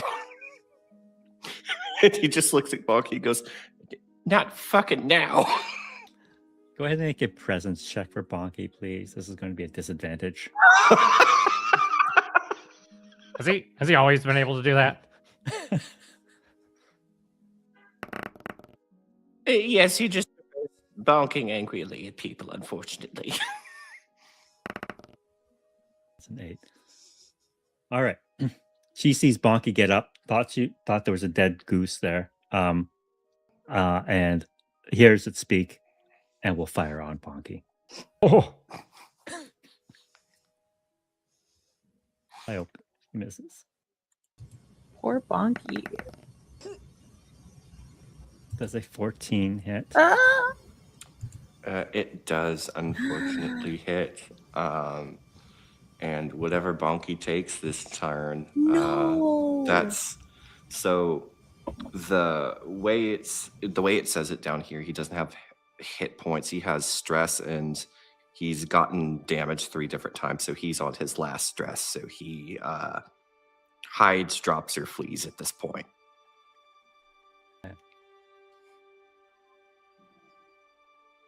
All right, so I won't even bother rolling damage then. As she fires on Bonky and feathers fly, what do you think happens to Bonky in this moment? I think that Bonky gets like part of his feathers blown off on the other side, and he says, I think he looks at Deirdre and says, "You will live to regret this, woman." And he turns back to Rufus and says, "If you're going to pay for this, it's going to be a lot of cheese sandwiches," and flies off into the night. You can Well- see Deirdre just follow this goose. What the hell was that? They called you father? Listen, I was very lonely when the Chonk apocalypse happened. And what was the one rule I had, Deirdre? So you hooked up with a goose? And no, I didn't hook up with a goose. What do you think I am? I might be 70 years old and it might be the apocalypse, but I still have standards. I never remarried after your mother was gone for a reason. And he looks at her and says, when the Chonk Plus apocalypse happened, I was lonely, so I was always out feeding the geese, and he was just a little gosling whenever I first started, and he got really big with Chonk Plus. So, So you're telling me, after all these years, instead of coming looking for me after your own kids, you went and shacked up with a goose, a talking goose? no, he saved me, Deirdre. It's not as simple as I didn't want to come find you. You can see her break open the shotgun, load up a couple more shells. I'm your fucking daughter. You are. And I nearly died out here 1,000,000 times. I'm nothing but skin and bone now. Look at me. Whoa, Look what I'm wearing. wait. There's okay. I don't want to get involved in family matters, but you could come with us. And we can provide you with a place to stay. I mean, where are you staying? I have my own place. And like I said, you're trespassing.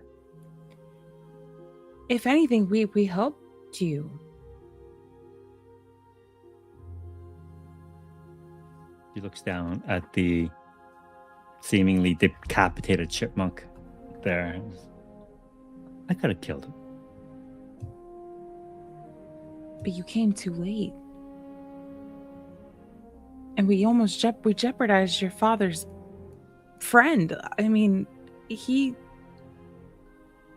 anything, your dad is he's well known. He's been around for some time. I mean, I don't know the history between you guys, but I know your dad wouldn't do anything to jeopardize your safety. I mean, if anything, you could come with us and be an advantage for us, if that's okay. Make a presence check for me, Nix. Ooh, okay. Got this. And to answer, I'll say by this time you finished creating your little cocoon. Strap it like a backpack to the back of my thorax and hop in a tree. I got 23 with fear. Yeah, I took the fear. I'm back up to 8 fear, by the way. And he says, why are you hanging out with Alexis him? He's a no good louse of a, can't even call him father. He was never there. We're trying to find a cure. So that way, this can all go away. Your dad is just another one of many to... Let's just say your dad's a good person and he's done right so far. You hear Rufus speak up and say, not by her, I haven't. She's right to be angry at me.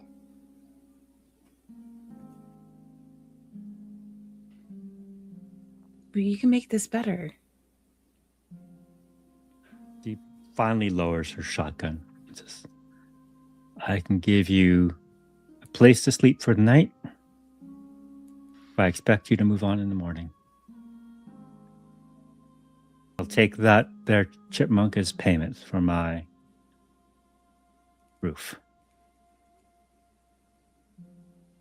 It's up to you, Rufus. Well, of course you can have the fresh meat here. We've also got supplies. We'll leave some with you before we go in the morning. I don't want anything from you.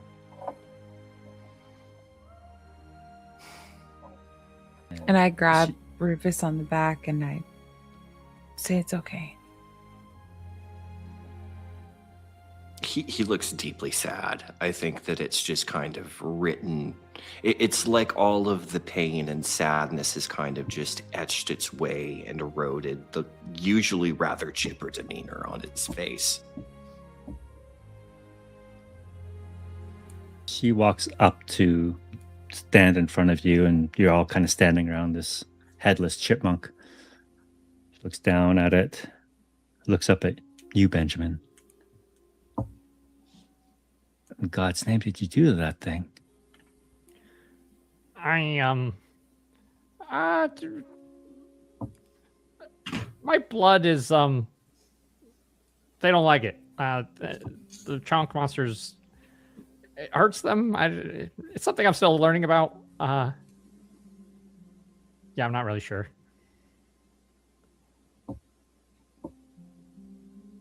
Well, if it gets rid of these critters, you're a good one in my books then. As she bends down, picks up the lifeless body of the chipmunk, throws it over her shoulder, and starts walking away from you. Says, if you want shelter, follow me. Damn, your daughter's strong. He kind of comes out of it for a second and he says, I know, she always has been. I'm genuinely surprised she's in the woods, though. She fucking hates the woods. She has since she was 2. she was never the outdoorsy child, I suppose. And he kind of flattens back into that sad demeanor he had. Just have to make a roll there. See if something happened. Dancer. Mhm. What are you doing with your prey? It's strapped to my back like a little backpack, and I'm jumping through the branches on my way back to meet up with the guys. Yeah. Okay. And then when I get You to them, I'm just gonna jump on Ben's back and be like, "Who's the new friend?" Oh God! Oh, don't eat me! Are the chipmunks back? What happened? It's just me. Gosh, you're so jumpy. It's like you almost died or something. I'm jumpy. You're jumpy. You're always jumping on top of me. I'm literally a jumping spider. Okay. When Okay. you say that, Deirdre, who is a little ways ahead of you, turns around, drops the chipmunk, raises her shotgun. I'm No. lower on his back now, like a backpack. Dancer's a good monster thing. Arachnid. I just raise one arm above the shoulder and wave.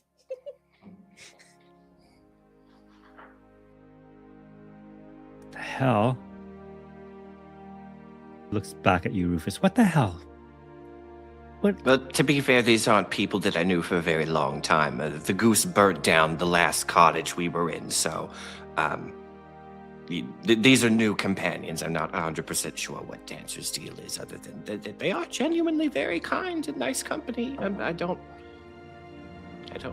know what their whole deal is, though. She's gonna crawl up just enough up Benjamin's back for her really big puppy dog green front eyes to peek over the top and be like, "I'm sorry if I scared you. I've only been alive." And she tries to like lift enough legs for it, and then realizes she doesn't have enough legs and goes, "For 10 months, is the sorry the right thing here, or is the fuck the right thing here?" Sorry, it's the right thing. He's sorry. Lets out a big sigh, lowers her shotgun, and says, "Let's keep that one on a short leash. I don't want it eating all my food." I have my own, thank you. And she continues to trudge towards her hut. You travel this way for maybe a mile or so, and by this time the day's getting a little short. And when you arrive, it's just a small little shack where you can see a wisp of smoke rising from a stovepipe chimney. You walk in, and it's nice and warm and cozy in here. She takes off her heavy parka, and beneath it, she's wearing what looks to be a sundress. It's been patched and mended so many times. He says, "Find yourself a seat anywhere you can." She throws the chipmunk carcass onto the table, pulls out a knife, starts to prepare it. Dinner will be on in an hour. Is there like a fireplace or something that looks like it should have fire in it? She has a potbelly stove kind of thing going. I think I'm gonna skitter down Ben and just like scurry over there and cast the wild touch to light the fire, like trying to be helpful, and then scurry over and just I'm on the other side of the table. I'm not trying to interfere. I'm just barely peeking up those puppy dog green eye fronts and just like watching her. All right. She looks over, realizes that the stove is now lit and piping hot. It doesn't say anything else other than that. She doesn't speak a word to you guys unless you speak directly to her. What are you guys doing in this place? You guys, at this point, can take a long rest if you like. Yes, I would definitely like that. All right. You can choose the 2 items: heal HP, heal stress, repair armor, prepare to gain hope, or work on a project. Since this is just a one shot, we'll forget the project unless there's something you want to do.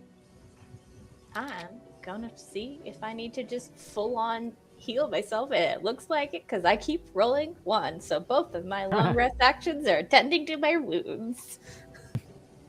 Okay.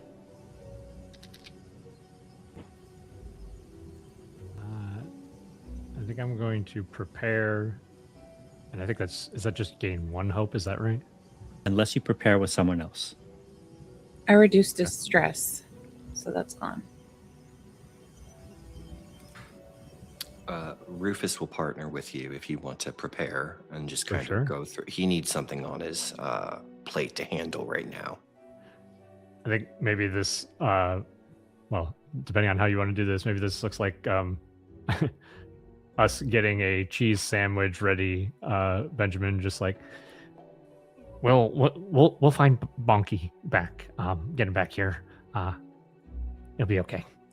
It's okay. He's rather hard to kill, actually. Also, he probably knows the smell of the chipmunk blood at this point, so it'd be hard to lose him even if we wanted. I think part of her downtime is cleaning herself or cleaning themselves to tend to the root wounds.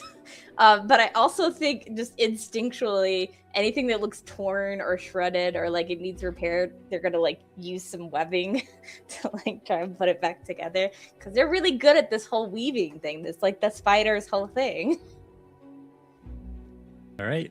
When Deirdre sees you like fixing and repairing things, she's like kind of just watching you out of the corner of her eye. Doesn't speak to you or direct any attention to you directly. She sits across from you, Rufus, and says, "Where'd you pick that one up?" You said you didn't. Where are you from? Where have you been staying all these years? Not too horribly far. Bunker. We, like I said, we are out looking for what's supposed to be a cure for this whole Chonk mess. General sent us and whatnot. Them, I don't know their full story other than they kind of showed up one day, and they have been very helpful. And you know, I was always an animal person back in the day, and I still am, even if it is just a little itty bitty spider that's suddenly become a very, very large spider.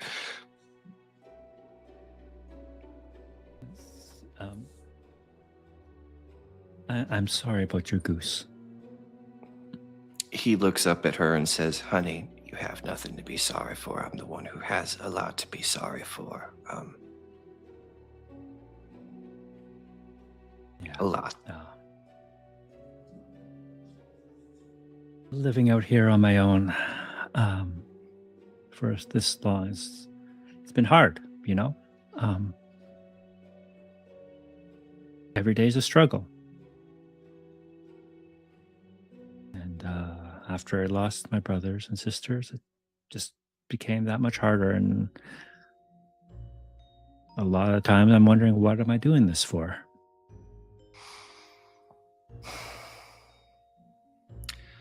Well, honey, we can't bring the world back to exactly what we thought it could be, I suppose, back to the way it was before all this happened. But my hope at this point is that maybe, just maybe, if I do this, and even if it takes me out of this, maybe the world will be just a little bit better for you and for other people younger. But I can't. I won't forgive myself for not being there when you needed me. When you all needed me. It takes some time, that's for sure. But where are you all headed to find this so-called cure then? Well, he kind of motions for Nix to hand him the map, and he says, "Well, in all honesty, this might be fucking hard to read. We can't even read it, for God's sake." But he pulls the map over and kind of motions to an area and says, "We're looking for a place called Smallville, S-M-O-L." She looks at the map and says, "Who fucking drew this map?" That's what I'm saying. It was the general, supposedly, but I mean, really, it just looks like this has been a paper that's been sitting on their desk for, 5 years, got a coffee stain on it, and then they decided to use it for a map one day. Oh, she looks at it and says, Smallville, you say? Yes. That's not too far from here. There were some folks actually from Smallville that came through my land. I don't know, maybe a month and a half ago now. They seemed lost. They seemed terrified actually. In a pretty bad way. It seems like they were trying to get away from Smallville, but you're saying the cure is there. That is what we've been told, but we also have lost contact with them, so we're not assuming a warm and friendly welcome. Not that there's a warm and friendly welcome within 100 miles of here, but...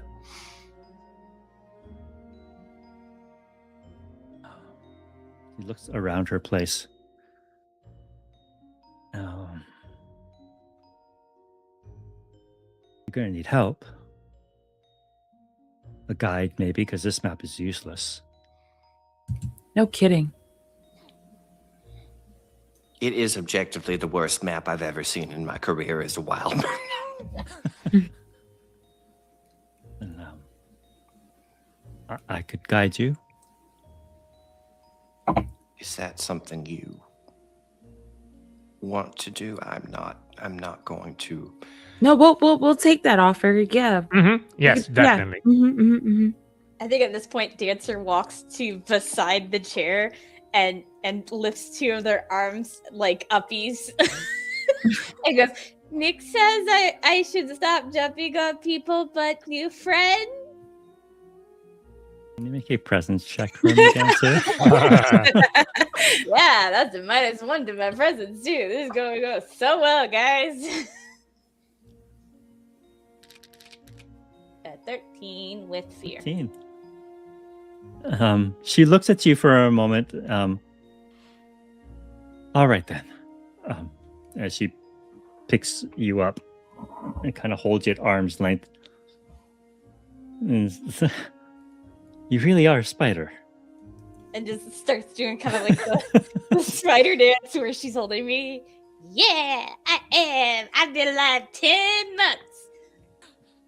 I'm a whole 10. I am so much older than Tag and Dash and Biter and Scarred and Bop and Nod and Dodge and Screech and Twitch and Jump and Up Down and Trot. I am the eldest. Yep. You're as she kind of moves you off to one side and talks to Rufus. Is this one yours? The spider? No, they're their own person, really. I'm more just it's more like a co-worker situation than they're mine per se. Now Bonky, I can't really get rid of Bonky. Not in the way of I can't get rid of Bonky. He literally won't stop following me. I think Dancer whispers, the old man and the goose are scary.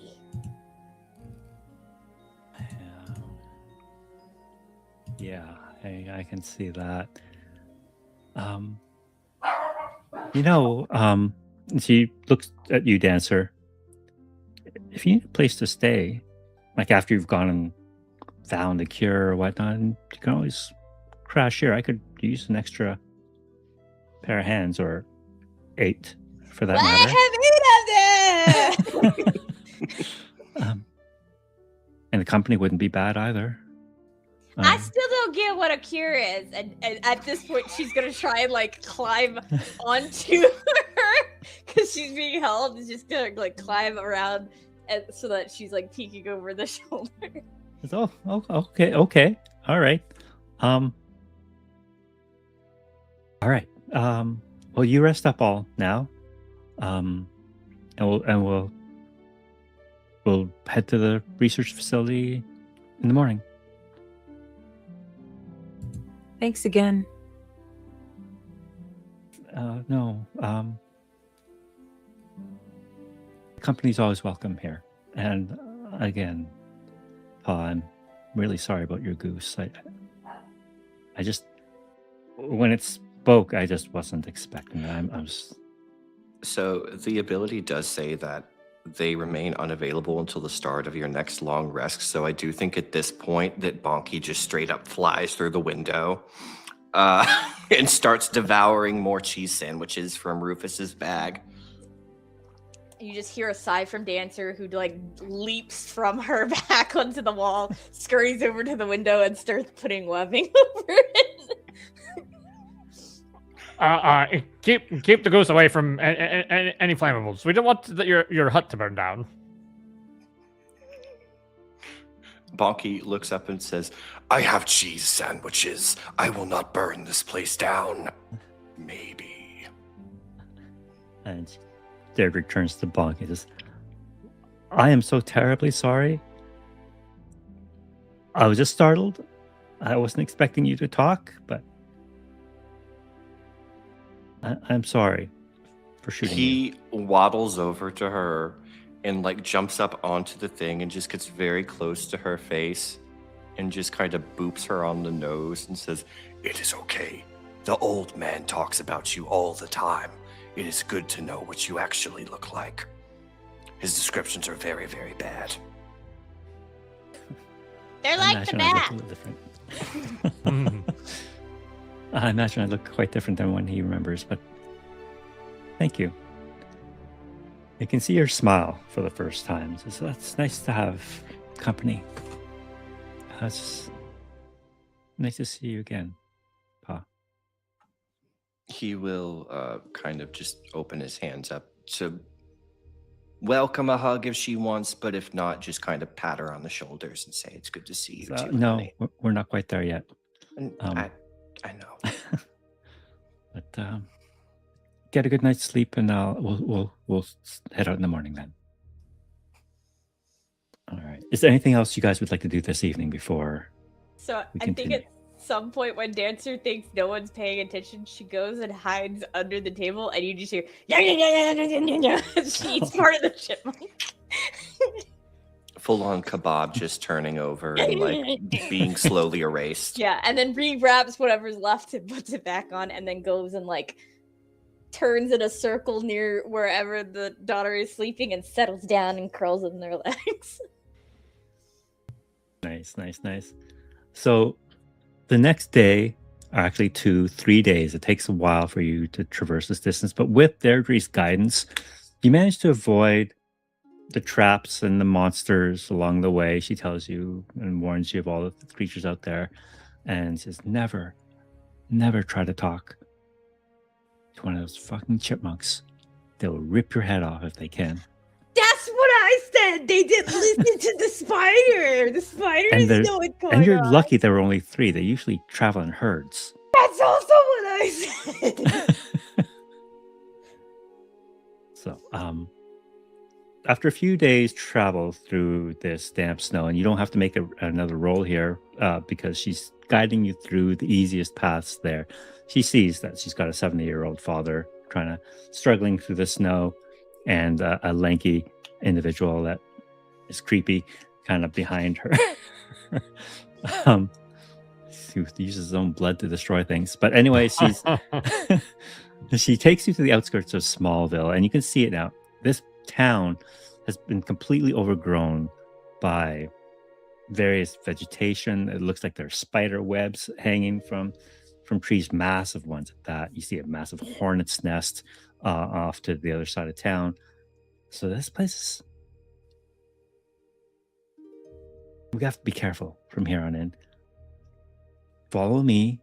Stay quiet. Stay low. Don't draw attention. No noise. Are there going to be more chipmunks? Not even the chipmunks come here. Oh, no. Do I recognize the webbing?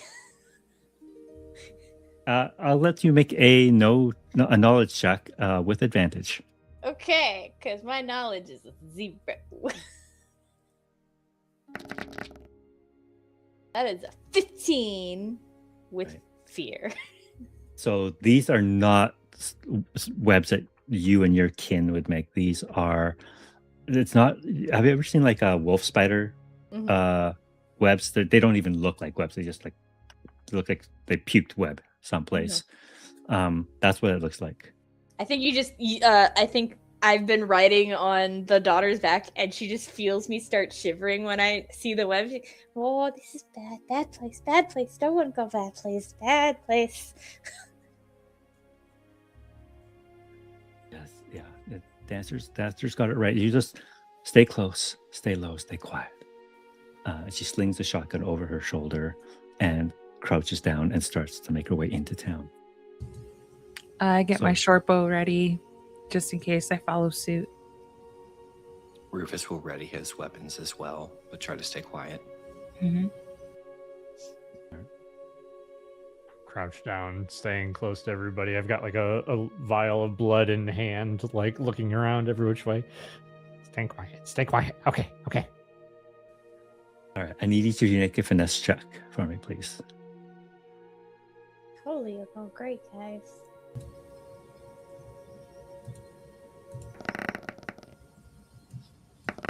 All right. This is a reaction roll, so don't get the helper.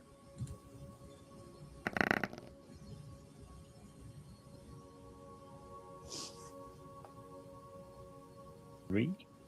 You got a 3, Rufus? How do you roll a 0? What kind of die is that? You're muted, Rufus. Wait, did Sorry you about roll that. that or did I roll that? I rolled that. Should I re-roll? Yeah, I a don't know, 0 I makes absolutely. Okay. That's Okay. I don't impossible. see my name under the roll. Hold on. That's weird. All right, 7. Oh, okay, there we Yeah. go. Yeah, somehow you have a 0 on that D12. That's weird. So weird. I got a 13 with hope. All right. And Benjamin 19. All right, so I'm gonna roll a D20 here. I'm gonna add 2 to it. 15. All right. It's good enough for you guys to sneak through town and reach the facility without encountering any nasty wolf spiders or something worse along the way. When you reach the outskirts of the building, it's surrounded by a chain link fence. You can see something has broken through this fence, like kind of split open in one area. And says, "So the cure's in there, right?" Yes, as far as we know. She looks at the building and says, "Oh, it looks pretty empty to me. We're supposed to meet someone here?" Do I know this building? This would be the North Star Research Facility. You might have visited it once. Okay. Can I use my spidey senses to see if there's anything dangerous here? Sure. Making it instinct. Yes, this is better for me.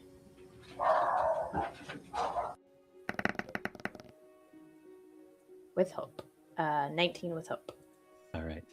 So it seems oddly quiet. There are no webs here. But you do see what looks like there's no power in the building. You do see the occasional through broken glass windows, like what looks to be sparks of like maybe loose wires that are shorting out. It looks like the sprinkler system has gone on, and now in this cold weather, it's kind of caked into ice. But there's no sign of life. I think you just see Dancer. Spiders don't have the ability to narrow eyes in suspicion. I think I crawl over the daughter's shoulder and just kind of like look like I'm going to go leap, and then when I jump off I fly again, and I look like I take a look real quick, and I go, it doesn't seem like there's anything alive here. But that could be because it all got eaten, so... Are we gonna get eaten? Well, hopefully not. I don't think so. You all really aren't, like, familiar with the circle of life at this point, are you? I don't like the shape of the circle at this point. I've been here once before, but I've never seen it this desolate. Maybe we can go inside? It's slippery. It has ice. I don't know how you all deal with it. They shake their body now that they're flying, and also something that and they try to like mimic the like sparking sound from the building. Well, we came all this way to find a cure, right? We gotta see if there's something. Maybe there's something left in there. I just came to make sure you don't die. I don't know what's here. Well, you've done your job so far. Hey, Dancer, do you think you can go through a window? Hello? If a spider's eyes could give you that, like, side eye, dancers definitely are right now. I mean, I'll be right here with you. I'll go with you. I'll stand outside the window.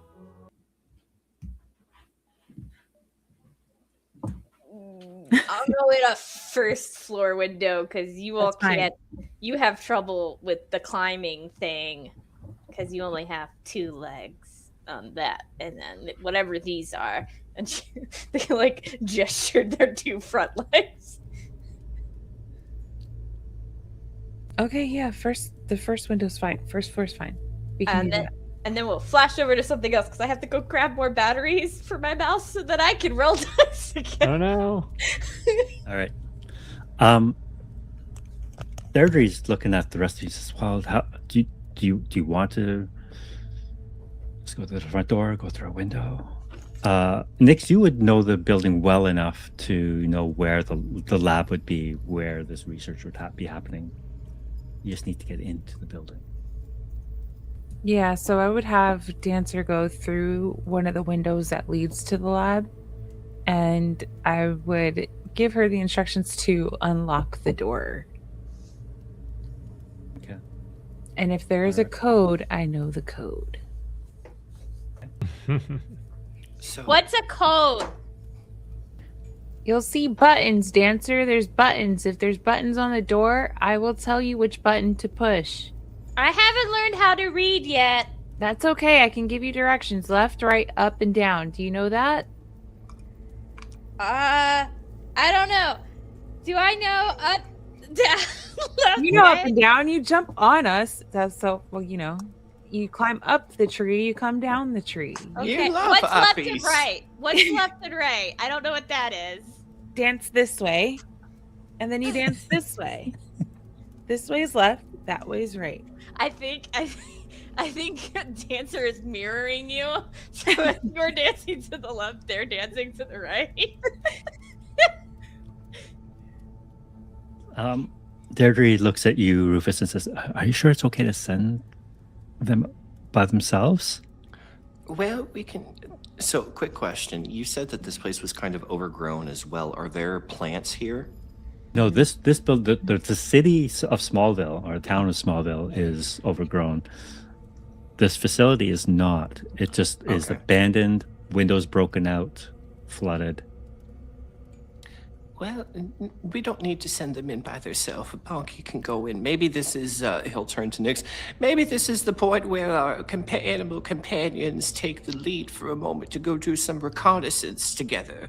And then we bring them back out and know a little bit more about what's in there before we go immediately in guns blazing, even though he looks at Deirdre, only one of us actually has a gun. All right, yeah, that's a good idea. I look at Jet. You down for that? And he doesn't acknowledge me. He just gets ready to jump up the window and help Dancer. How I think- big is All that? right. Jet's like, Right. I want to say maybe like 3.5 feet, maybe like 3.5. Yeah. I think Dancer is gonna look at Bonky then and be like, "You grab one leg, grab like a front leg, and start trying to lift Jet up." I approve of this plan, Spider. Then I'm Dancer, scary goose man. So geese have webbed feet. They can't really grab things. He's 100% grabbing him with his mouth. Gently, Okay. albeit, but... All Okay. those teeth really latching in there. All right. So these three animals, these mutated animals, are sent into the lab. Nothing can go wrong here.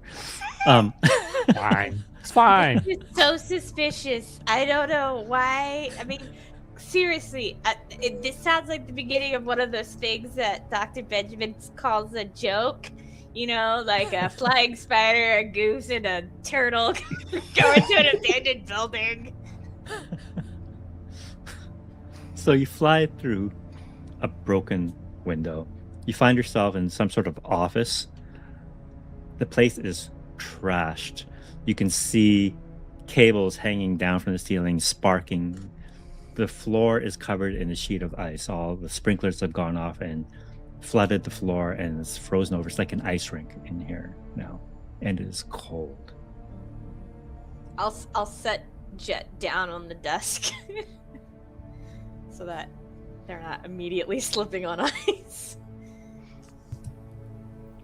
All right. And then I'll You were peek back given over the the window seal. There is it. What does the keypad thing look like again? Jet's not a man, like a turtle of many words. He kind of just uses his hands, or like he'll gesture things. If he says something, it's like rare. So I think he just points to the door, and he goes like this. And he's just telling you, like, that's where it is, over there. And Dancer will look over back into the room and then back down over the window. So never mind. I think we found. Go Right. over to the keypad. All right. So you go to the keypad. This is to gain access to a more restricted area of the complex. Using the keypad numbers that you were given, you hear a little spark come from behind the keypad unit itself, as it seems to short out, and the doors just kind of open maybe a few inches before they get stuck.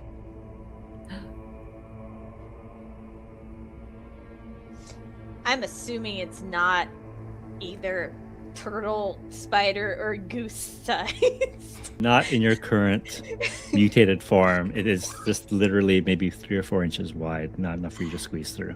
I think at that Dancer size, and looks at Bonky and Jet and goes, "Okay, don't tell the humans."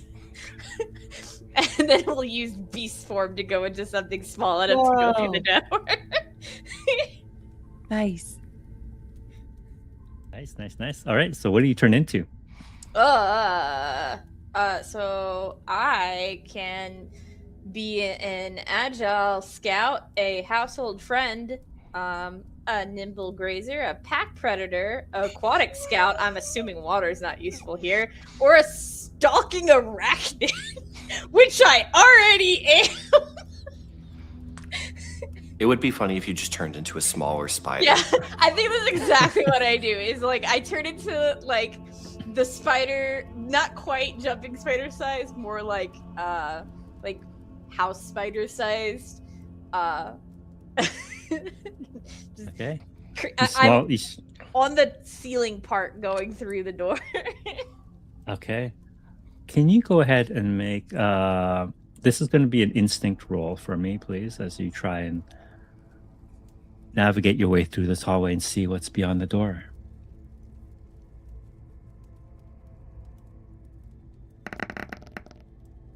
So that is a 20 with hope. All right. Take the hope. In the meantime, what are Bonky and Jet doing? I think Bonky is looking for anything flammable currently within the room. He's just fascinated by fire for some reason. You said the door was kind of halfway open, right? It wasn't. Both 3 or 4 inches wide.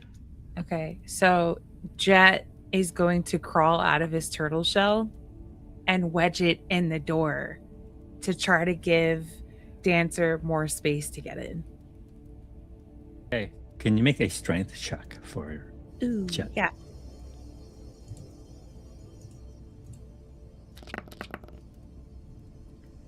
That's a 9 with fear. Okay. You kind of wedge your shell between like the parts of the door and try and pry it open. And as you kind of push and try and get some leverage, you realize you're now stuck. Ooh. And with that very good roll, Dancer, on instinct. God, it takes forever to get anywhere at this size.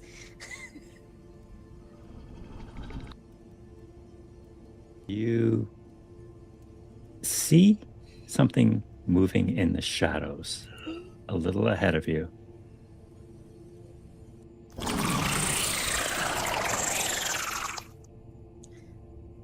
I think I'm gonna do I'm gonna do that spider thing of like freezing to blend in. Like if I don't move, no one sees me because I'm on the ceiling and I'm like house spider sized. I'm like, if I don't move, you'll be fine. It's totally seized by movement, guys. It'll be fine. This thing, this shadowy thing, also is kind of on the ceiling, and you see it move. It's kind of got these long insect-like limbs, and it's hard to discern what is shadow, what is building, and what this thing is. The legs themselves, they don't look, aside from the shape being insectoid, they look almost as if they are like PVC piping, or almost metallic, perhaps a dull gray or black. Hard to tell in this like the weird dim light, and it is moving towards the stuck Jet in the door. I'm gonna kind of like spiral so that I'm on the wall and out of its pathway. And I'm just gonna stay frozen till it passes me and then follow it towards the door. This thing, whatever it is massive. It's probably about the size or length. It's probably about 20 feet long, this thing, whatever it is, as it moves along the ceiling amongst the pipes and the wires up there. And it is within striking distance now of Jet.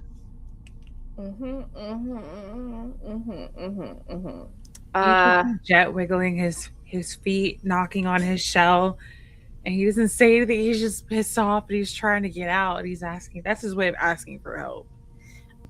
So in my beast form, I have web slinger.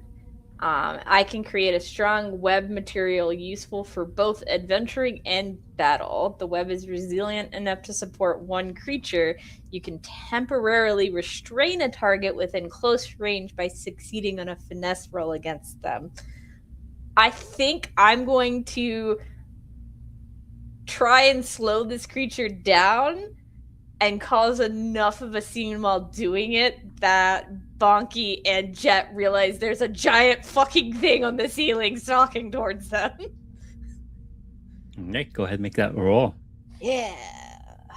Since I'm in spider form, I get a +2 to finesse, which is good because 18 Critical success. and a critical. Woo! Beautiful. Double 8s. So grab yourself a hope, reduce a stress if you have any. And this thing, what does it look like as this tiny ass spider tries to restrain a 20-foot long creature? Yeah.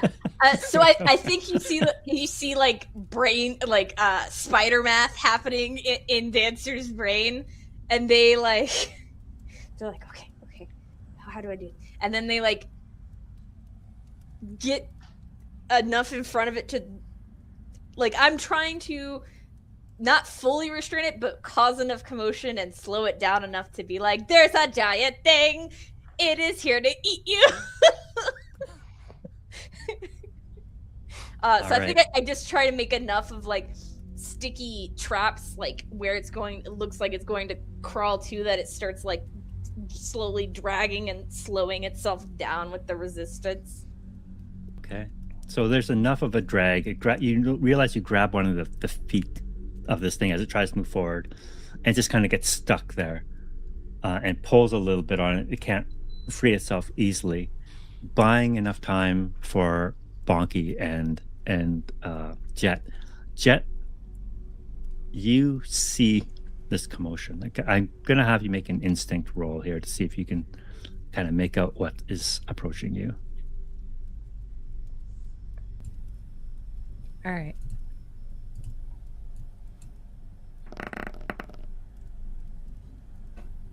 It's a 12 with hope.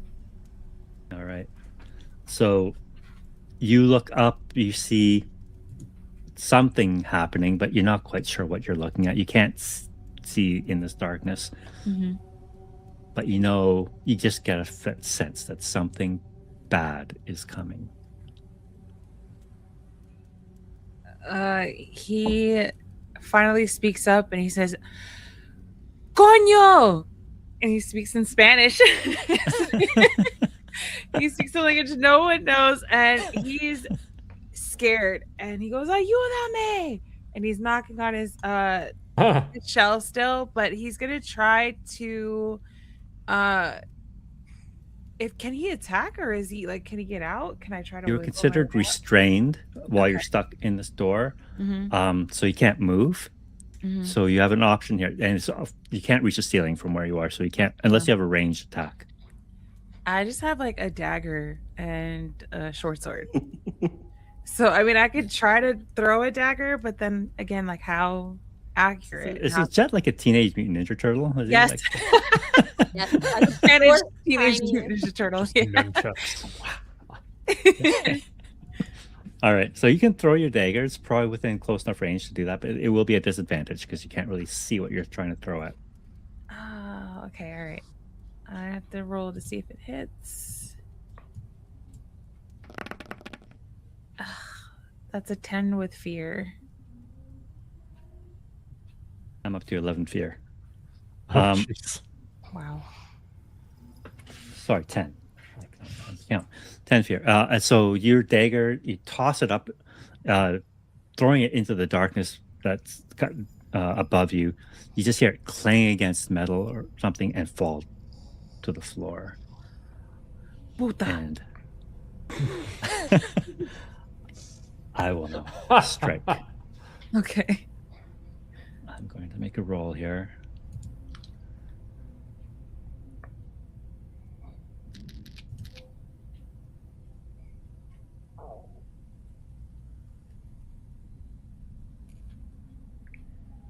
So this thing, whatever it is, reaches down with one scythe-like motion and just slices into you as it does so.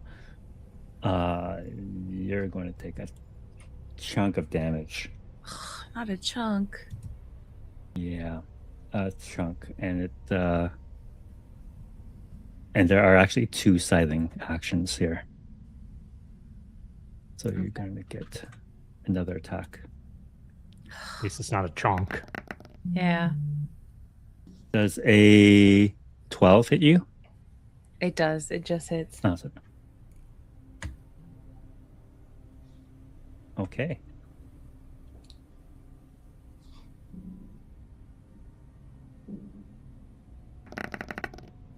Oh, you're lucky I rolled a 1 and a 2.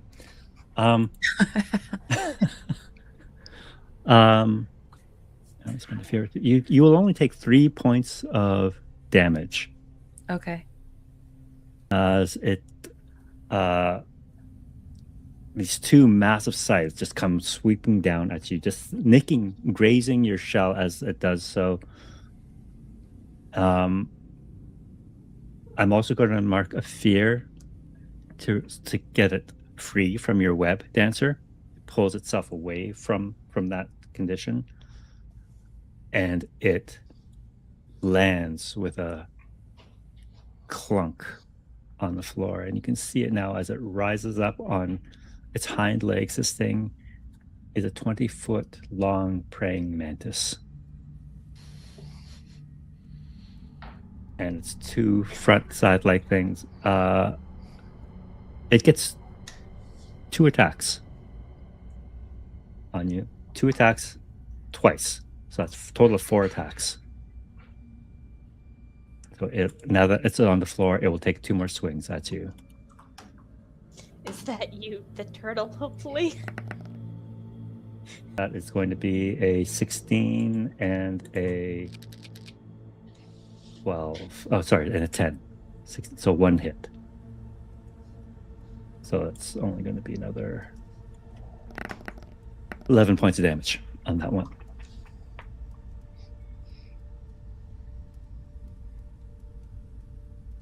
So, what would Jet like to do as this praying mantis is trying to carve it from the door? I'm gonna try to shimmy my other sword out and jab it into its side or neck or wherever I can see it.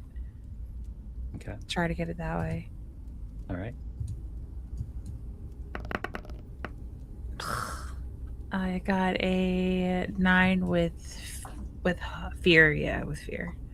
All right, that's going to miss since your swing goes wide as these sides keep swiping at you.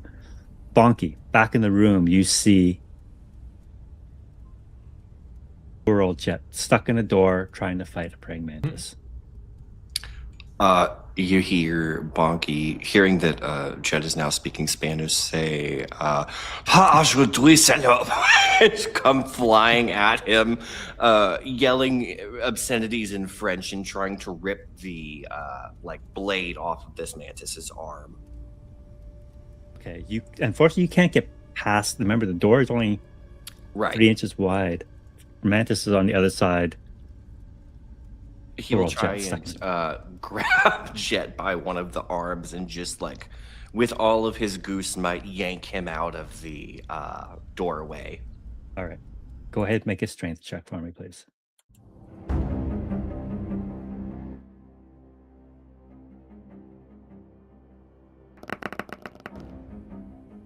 That is an 18. That'll do it. So you rip Jet out from the doors. The doors just kind of stay where they are. They don't open any further. They don't close. They're just stuck there. And that was with Hope. Yep.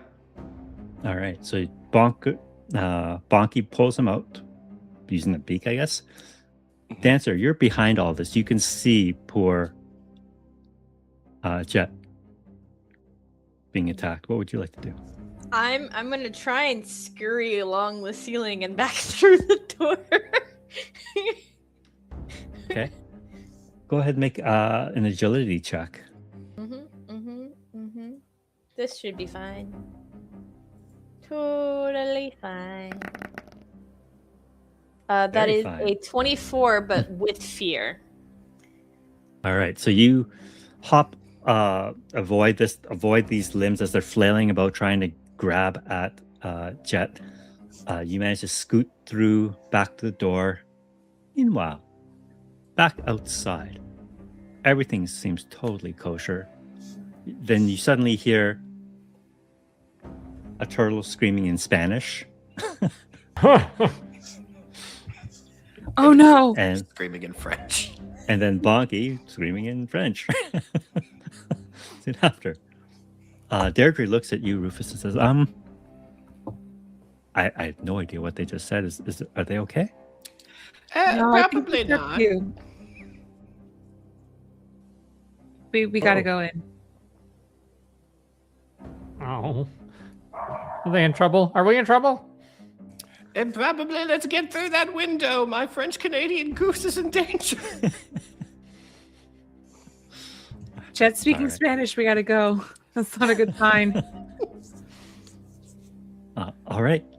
So you rush to the side of the building, to the window. I'll say it's the first floor window just to give you guys a break. And you can see Bonky has just pulled Jet back from a door. You can see something flailing, trying to claw its way through this door. What would you guys like to do? I'll say you guys are still far range from this creature, and it would have pretty much full cover at this point. I think I already had my crossbow set and ready to go when we were approaching the building. So I'm gonna draw or like assess like where it's coming from and shoot an arrow to try to like get it out of the way or away from Bonky and Jet. Yeah, go ahead, roll. I will give you disadvantage on this roll, though. I thought so. Okay. Let's see.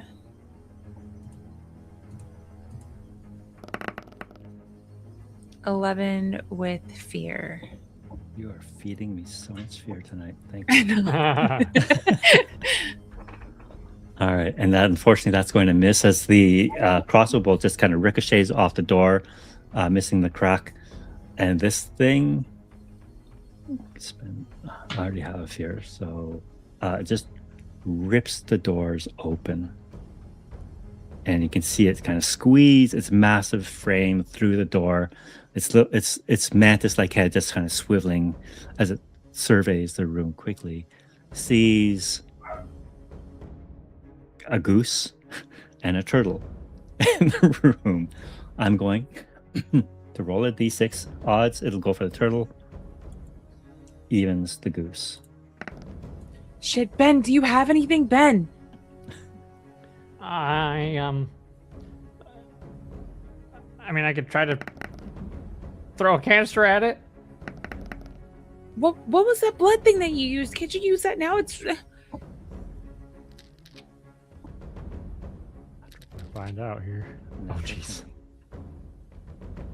Okay, so I'm just going to roll 2d12 and add 12 to it. That'll be how much damage you get. Oops.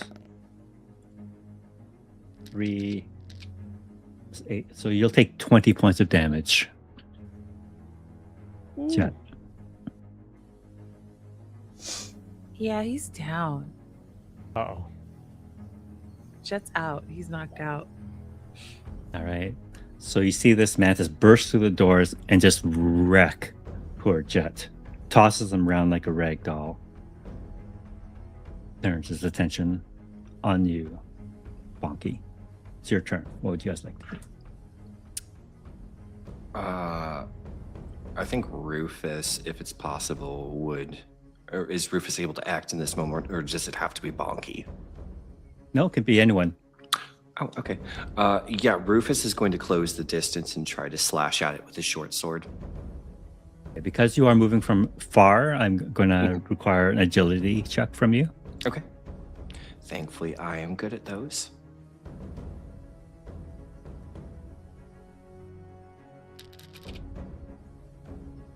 That's a 11 with fear. And it's a disadvantage too because of the icy floors. Oh, okay. So that would be 8 with fear. So you burst through the window into this lab, forgetting for a moment that this floor is a sheet of ice. You lose your footing and you go skidding along the floor in the direction of this mantis. It sees you pile in, skidding in, and you are now a target potentially, and it will attack you. It'll do a leaping lunge on you. I need you to make an agility reaction roll with disadvantage.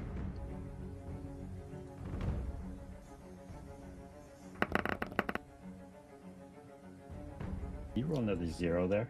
Yeah, I don't know why that happened. Why does that 12 have a 0? Are you sure that's not a 12? That 0 is a 12, maybe? Might be. Maybe. Because I don't know, because I don't want to rob you of a 12 if that's a 12. No, I don't think so. I think it's a 1 because it's if you Yeah. hover over the dice, it says a 0 start dice d20. So I'm assuming a 0 is a 1. Okay, so it's a 0 to 11 then, I guess. Okay. Yeah. So I we'll should have just to add, re-roll that. add 1 to your fear dice. Okay. So that'll be like 3 plus 5. So it's a 8. Okay. With disadvantage, but we won't roll that. So it lands on you, and as it does so, you take 7 points of damage. Okay. It knocks you on the ground. It's now on top of you. You are given the vulnerable condition, meaning all attacks on you are with advantage. You hear Rufus scream, "Help, I've fallen and I can't get up!" And it pins you with one of its sides, and it's going to swipe at you with the other with a second attack. Advantage.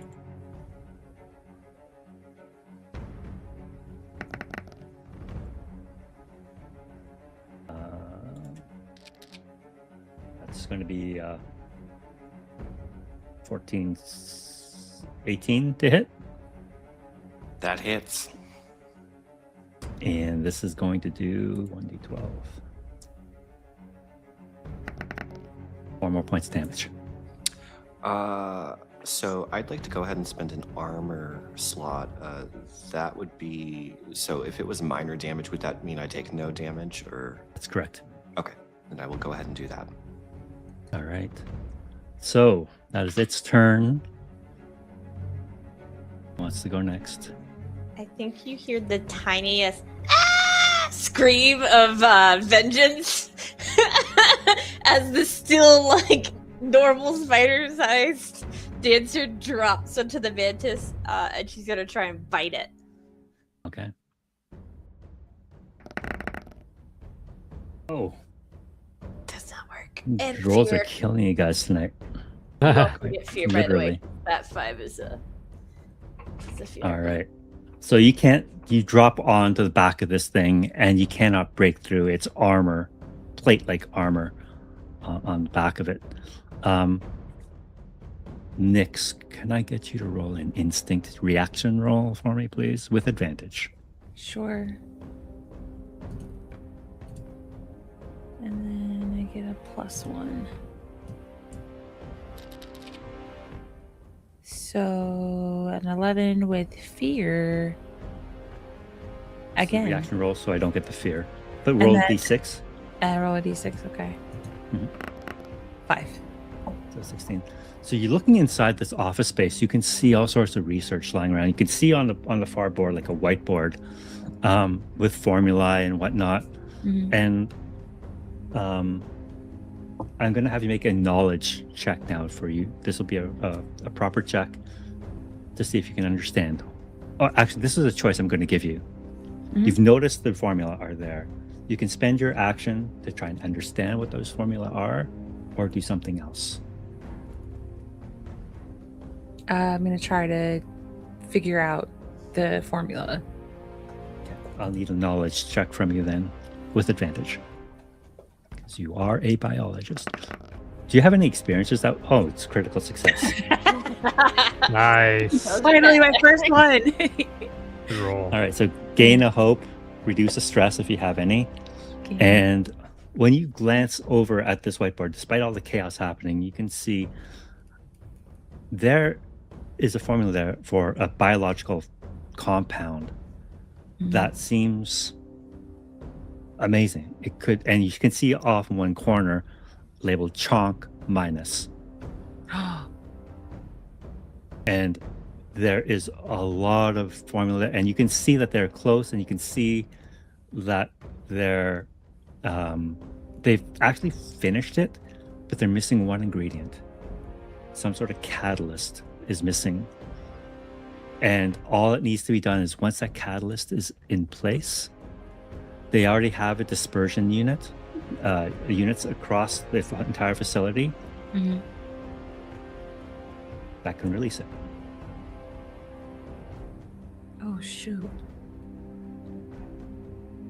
Guys, I figured out the formula. But there's one thing missing. What? don't know what it is, though. It's a catalyst.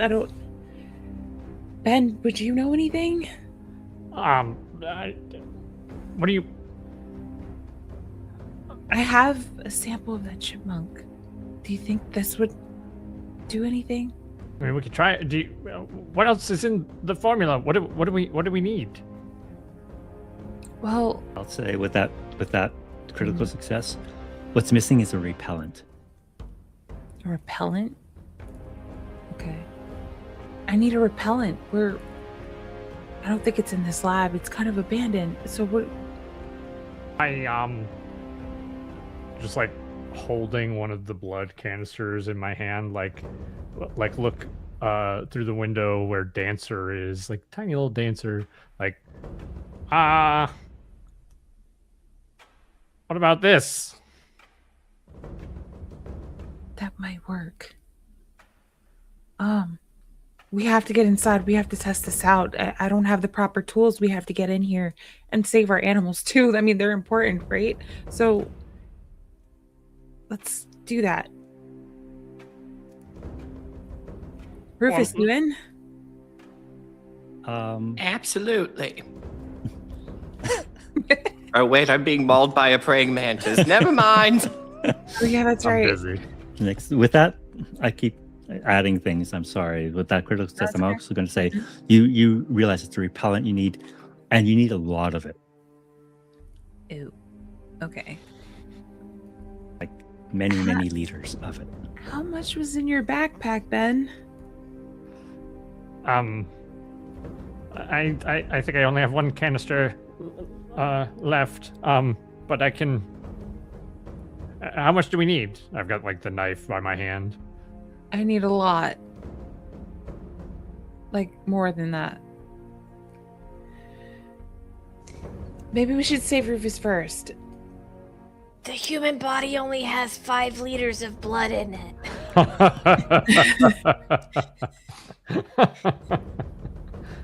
right, as I say that, I'm going to take a shot and try to help Rufus. If I can. You spent your action actually understanding the formula. Oh, that's so you right. Okay. can't take that shot. Right. But Benjamin, you still have your action. Do I... So Nyx is kind of, I'm assuming, like relayed the formula, or at least a portion of it. Do I understand what else we would need to create the formula? Well, this... Or is it in there or anything like that? This is just it looks like a lab in the sense that there's like test tubes and microscopes and whatnot in here. What would need to happen is you would need a facility to extract that blood, mix it with the rest of the compound, and then feed that into a dispersion unit. I see. Okay. So We could there's always give likely- general. Yeah, there's likely something beyond that door. Ooh, that's tricky.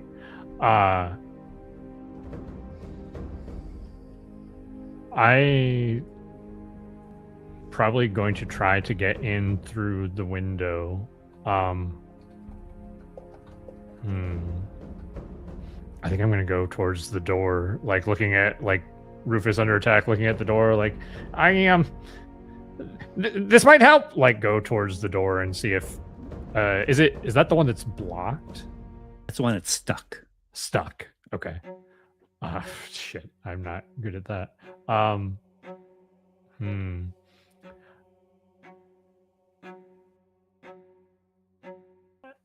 You know what? I'm gonna try to see if I can unstick the door, even though it's not my specialty. Because it's far range, I need you to make an agility check to see if you can cross Sure. with disadvantage because of the ice. Oh God. Okay. Let's see. So that's 2d12 plus 2. I'll roll that first, and then I'll roll the d6. Okay. 16. 11. Oh, that was a success until the disadvantage. Uh-huh.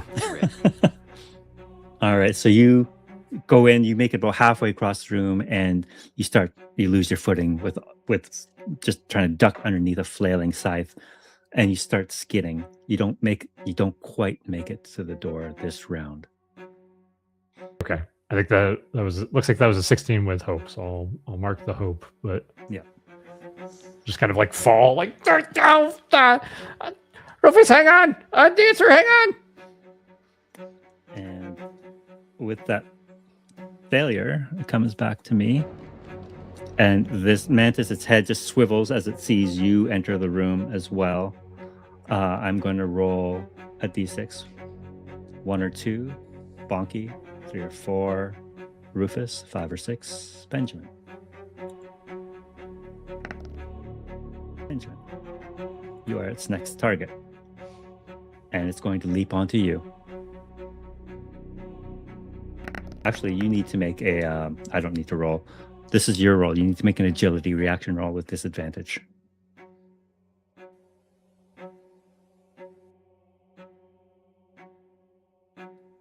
I'm sorry, who did you say? Benjamin. Oh, It's I'm after sorry. you, coming after you. Okay, got it. Agility reaction roll. That's a. Oof. It's a 6. All right, so you're going to take 7 points of damage as it lands on you, and then it will make an attack on you with advantage. Oh yeah. That'd be 9, 13. Does a 13 hit you?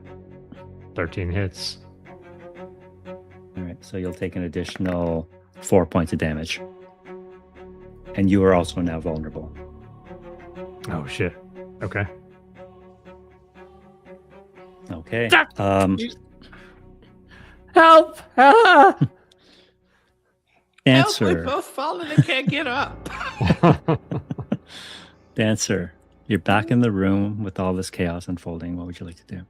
Well, I'm still on the mantis because I dropped down to bite him. So I'm just true. gonna. You hear another tiny little ah as I try to scurry around to something a little softer, and they're gonna attempt to bite again. Okay. That is an 18 with fear. That is a hit. Okay. So this, because I'm still the tiny little normal-sized spider, it is a venomous bite. So it will do 1d6 plus 1 physical damage and 1d10 poison damage. And the creature will become poisoned, which means they'll take an additional 1d10 direct damage each time they act. Wow. It's the reason Cool. I've stayed a spider this whole time, guys. Even though I'm already a spider. Yeah. Okay. Plus 1. So 3 physical damage, and it looks like just 1 poison damage, and then damage from the damage type. So a total of 5 damage, but they are poisoned. Okay. I'll mark it as such. Cool. So yeah, you can see it. Not expecting something biting into the back of its neck between the two where the two plates join. And you can see it writhing in pain, its head swiveling back and forth. That was with. Did you roll with hope there? Yes. Yes. No. That was No, fear. with fear. So it's back to you. All right. I'm maxed out on fear here, so I'm going to do a bunch of things. It is going to make a rapid strike, making 2 attacks. I'll mark it stress for that, and I will also have it. It's already on Benjamin, so I'm just going to roll a d6 again to see which one it's going to attack. This time it's going to go back to you, Rufus. And you're still on the ice, so it still has advantage on its attacks and attacking you 4 times. Oh boy. That one. I will note every time it acts, it does take an additional 1d10 damage because it's poisoned. Okay, so it will. These are technically 2 actions, although 4 attacks. All right. So does a that's gonna hit. That's gonna be dirty 20. That'll hit. So I think 3 hits. Yeah, his evasion is 13, so he definitely got bopped around. 9 damage. That's not too bad. It could have been much worse. And go ahead and roll 3d10. 2d10, sorry, Dancer. 2d10? Yep. I'm going to mark another armor slot to reduce a point of damage from that last attack. Take 15 damage! Ah! All right. Somehow Dancer is scarier as an actual spider-sized spider than a dog-sized spider. And I will spend 1 more fear for it to shake off the effects of that poison at the end of its turn. As it just, you can see it swivel its head. You can see where you injected the poison, there's a little bit of inflammation happening. And just, you can see it swell a little in that area, like Hulk a little bit. And when it relaxes, that poison seems to have been rendered impotent. And back to you guys. Who wants to act now? I'm gonna act, and I'm gonna shoot my arrow at the praying mantis, and I'm gonna use Ranger's focus. So I'm gonna spend a hope, and it says you spend a hope and make an attack against a target. On a success, deal your attack's normal damage and temporarily make the attack's target your focus until this feature ends, or you make a different creature your focus. You gain the following benefits, and then it has a list of benefits that I can use. As long as it's your focus. All right, go ahead and make your attack.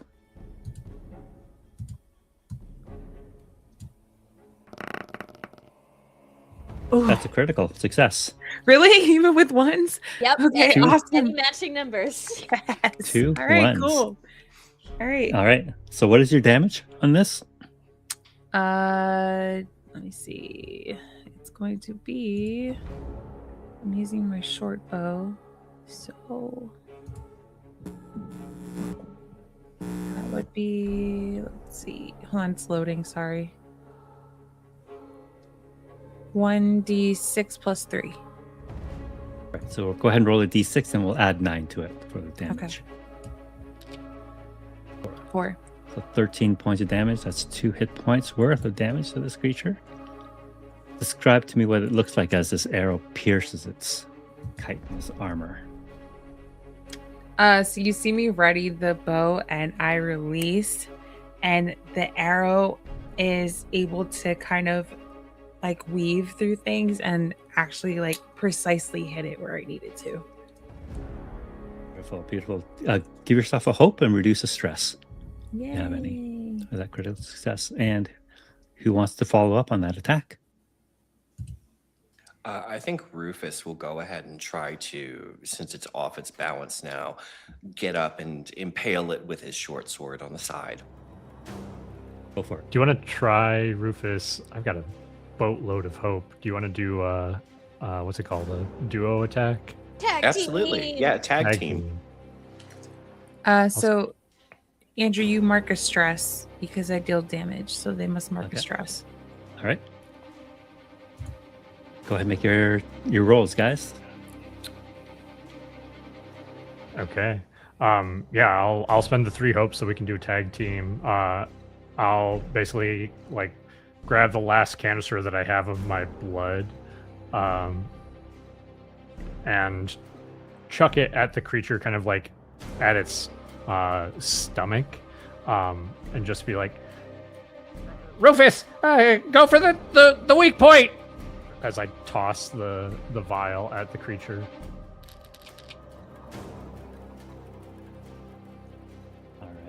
Hopefully, hopefully you roll better than 9. 9 with fear. Let's see.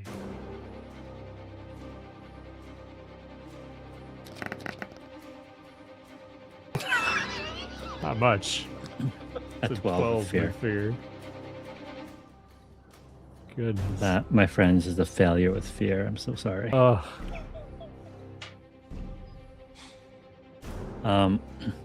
As the two of you toss your canister up. You slip on the ice as you do so. The canister breaks on the ice, doesn't even land on anything. So by the time Rufus gets there with his sword to impale it, it's still like a steel plate that you're trying to stab. You lose your footing trying to get leverage to poke this thing, and both of you are now sprawled on the ice beneath this mantis.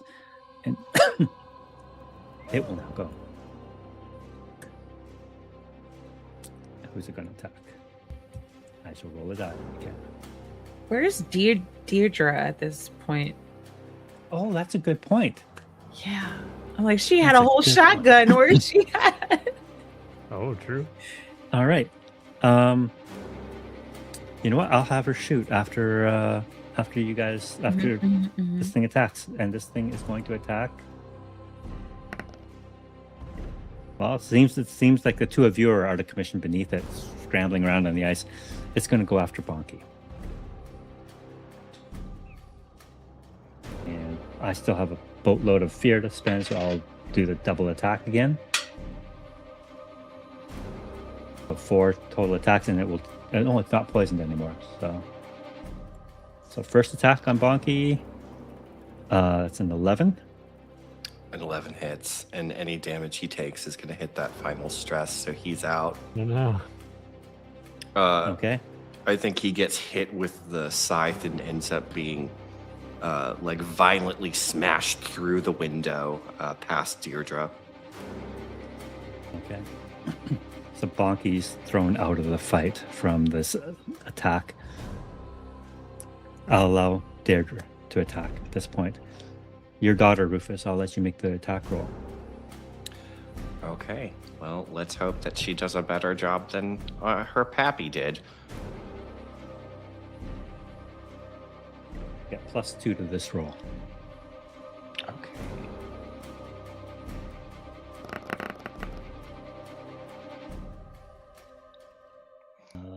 It says +3.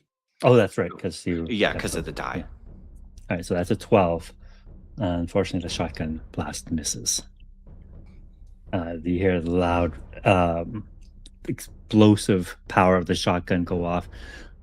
Parts of the ceiling collapse around it, but somehow, even in this range, she misses.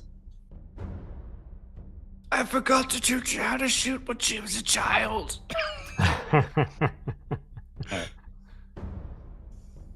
I'm going to roll. Now, 1 or 2 is going to be Deirdre. Yeah, it's going to go after her. It turns its head, swivels its head as the shotgun blast goes off of it, skitters its way across the floor, and it will take a swipe at her 4 times.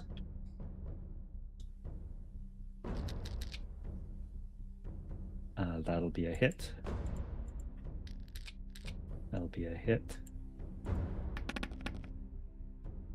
It's a miss. And a hit. So Deirdre will take 20 points of damage. That is severe. And that takes her out of the fight. Jesus Christ. This is brutal. Why the hell are the dice weighted with coal during a holiday special? Sorry, go ahead. Back to you. I think you hear another teddy. Dancy's gonna bite again. All right.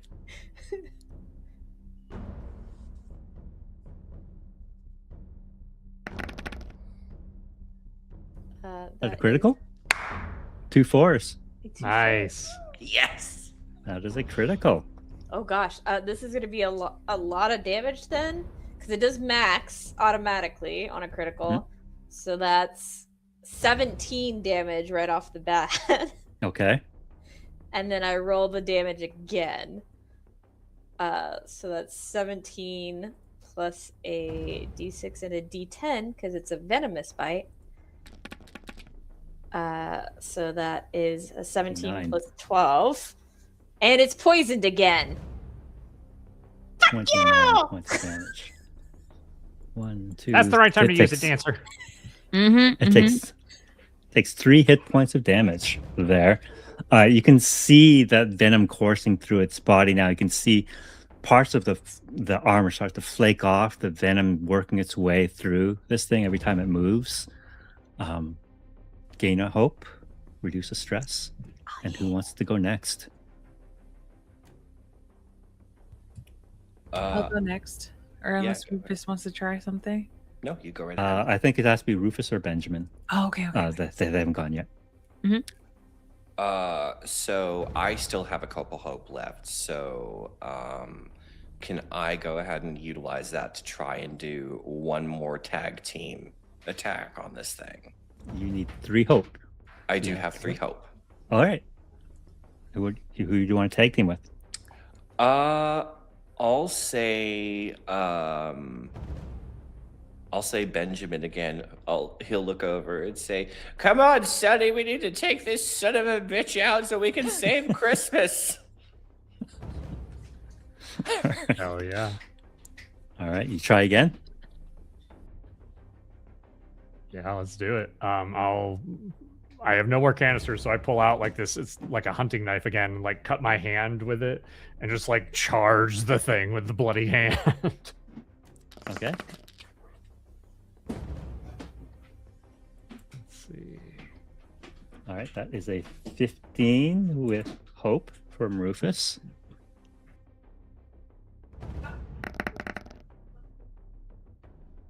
And a 17. Is that with hope? 17 with hope. Yep. All right, take the 17 with hope. I'm assuming So that's yeah. going to hit. So you guys go ahead and roll your damage and combine it. Hell yeah. Oh, for this too, can I spend or part of the attack? Can I mark a hit point to activate my Crimson Right? So bumps up the damage for my Sure attack can. here. Let's see. That's a D8 and a D6 this time. Rufus does 7 damage. Oh, that's 4 points of damage. 11 points of damage to this creature. Its damage threshold from minor to major is 10. It had 2 hit points left. Describe to me how you dispatch this mantis. I think Rufus, seeing his daughter goes down, like, has a full-on anime moment and slices through one of the like sides that's coming down, potentially leaving an opening for Benjamin. Sure. Yeah. Maybe the scythe is coming down at me as you just lop the thing off like a full-on 70-year-old badass. And I'm just going to like cut my hand and spray the blood into the creature's mouth as it as I like run closer to it, probably sliding and falling on the ground underneath the thing as I do. Like, hopefully this gets it away. Oh shit! As this blood hits it, it's already got poison coursing through its body from this tiny little spider sitting on its back. It's got an arrow stuck through its chest, and you can just see it start to convulse as soon as that blood hits it. Starts to twitch, and its limbs start to contort as it falls over onto its side and starts going into full spasm before laying still. As it spasms, can I jump off of it and drop Beast Form before the blood gets to me? Oh, good plan. I'd like to land on Deidre's chest and spend 3 hope to heal her. Just boop her on the forehead. Sure. Yeah. She just kind of got that scythe across the chest and just fell backwards, almost more in shock than anything. She gets 3 HP back. Nice. Rufus will rush over and also drop his minor healing potion onto her. Okay. She's fully healed. She's I got back it, at I got it, old man. I got it. She's my daughter. I need to do something out for you. Thank you. I do appreciate it. But still, it's a father's duty. That was badass, Gramps. I didn't know you could move like that. Well, when the thing you care the most about in the world that you thought was gone is in danger, you do some pretty badass shit, I guess. You hear that, Deirdre? Your dad does love you. Thanks, Pa. He Thanks, pats her on the Dancer. shoulder and says, You are such an asset to this team, and you know I would do anything in the world for you. and he kind of gives her space again. She pulls you into a hug.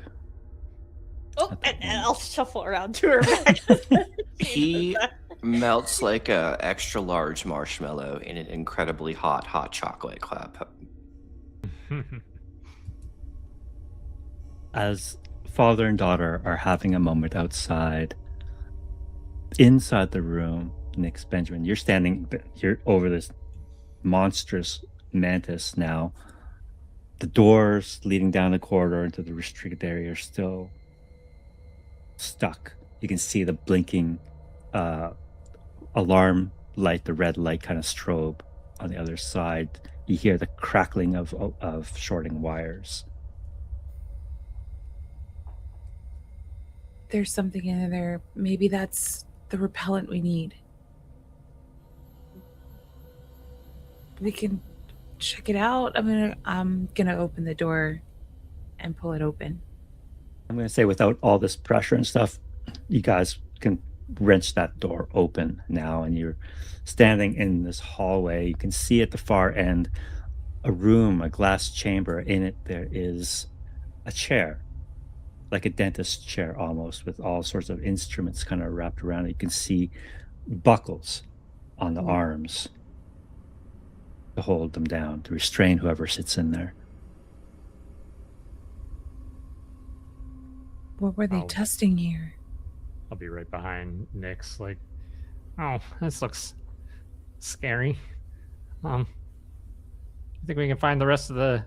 You saw the formula, right? Do you think the rest of the what we need is in here?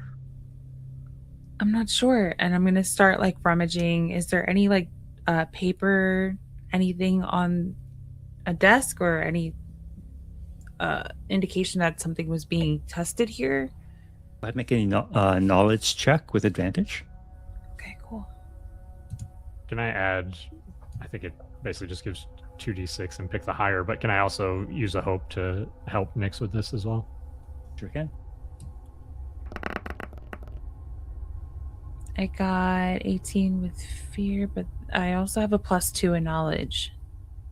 It's a dirty 20, and Mhm. go ahead and add a d6 on top of that. 2. All right. 22. With 22, you find paper, and you realize they are looking for a repellent, but the repellent has to have a carrier. It's not a chemical substance that they can manufacture. Mm-hmm. It is something or someone that acts as that repellent, that agent that is missing. And that's why they have this chair, to draw that from them. So as I'm looking down at what I just found, hey Ben, Is this what I think it is? mm-hmm. You think we could test that blood now? I mean, I've been trying to figure out what good it would be for, right? Just kind of like look back at the door where I assume Rufus and Dancer are still out there. It says let's give it a shot.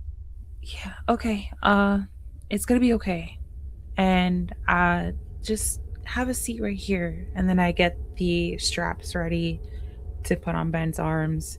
Is there any IV there that I could start to actually start the process of this? There is a device there that will draw blood from Benjamin. Are you ready?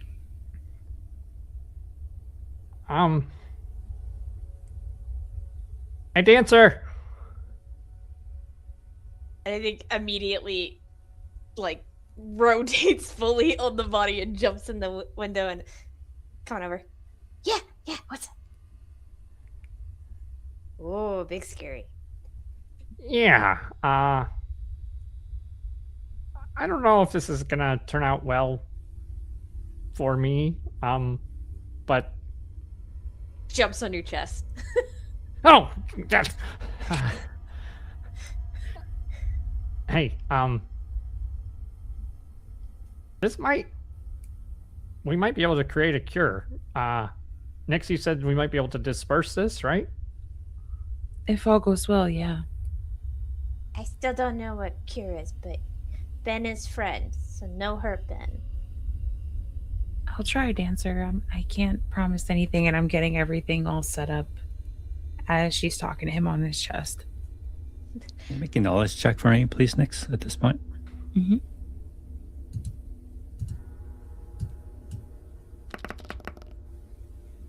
Uh, 13 with hope plus 2, so 15. So what you've noticed is that this device here is really just for extraction of blood. Mm-hmm. But perhaps with a little bit of jury rigging, you could have make it a transfusion type thing, where the blood is being drawn from one device but injected from another. But it would take some time and skill to create that. Who would that subject be for the transfusion? That's the question. Hey, Rufus. Yes, I'm having a wonderful moment with my daughter, but how can I help you?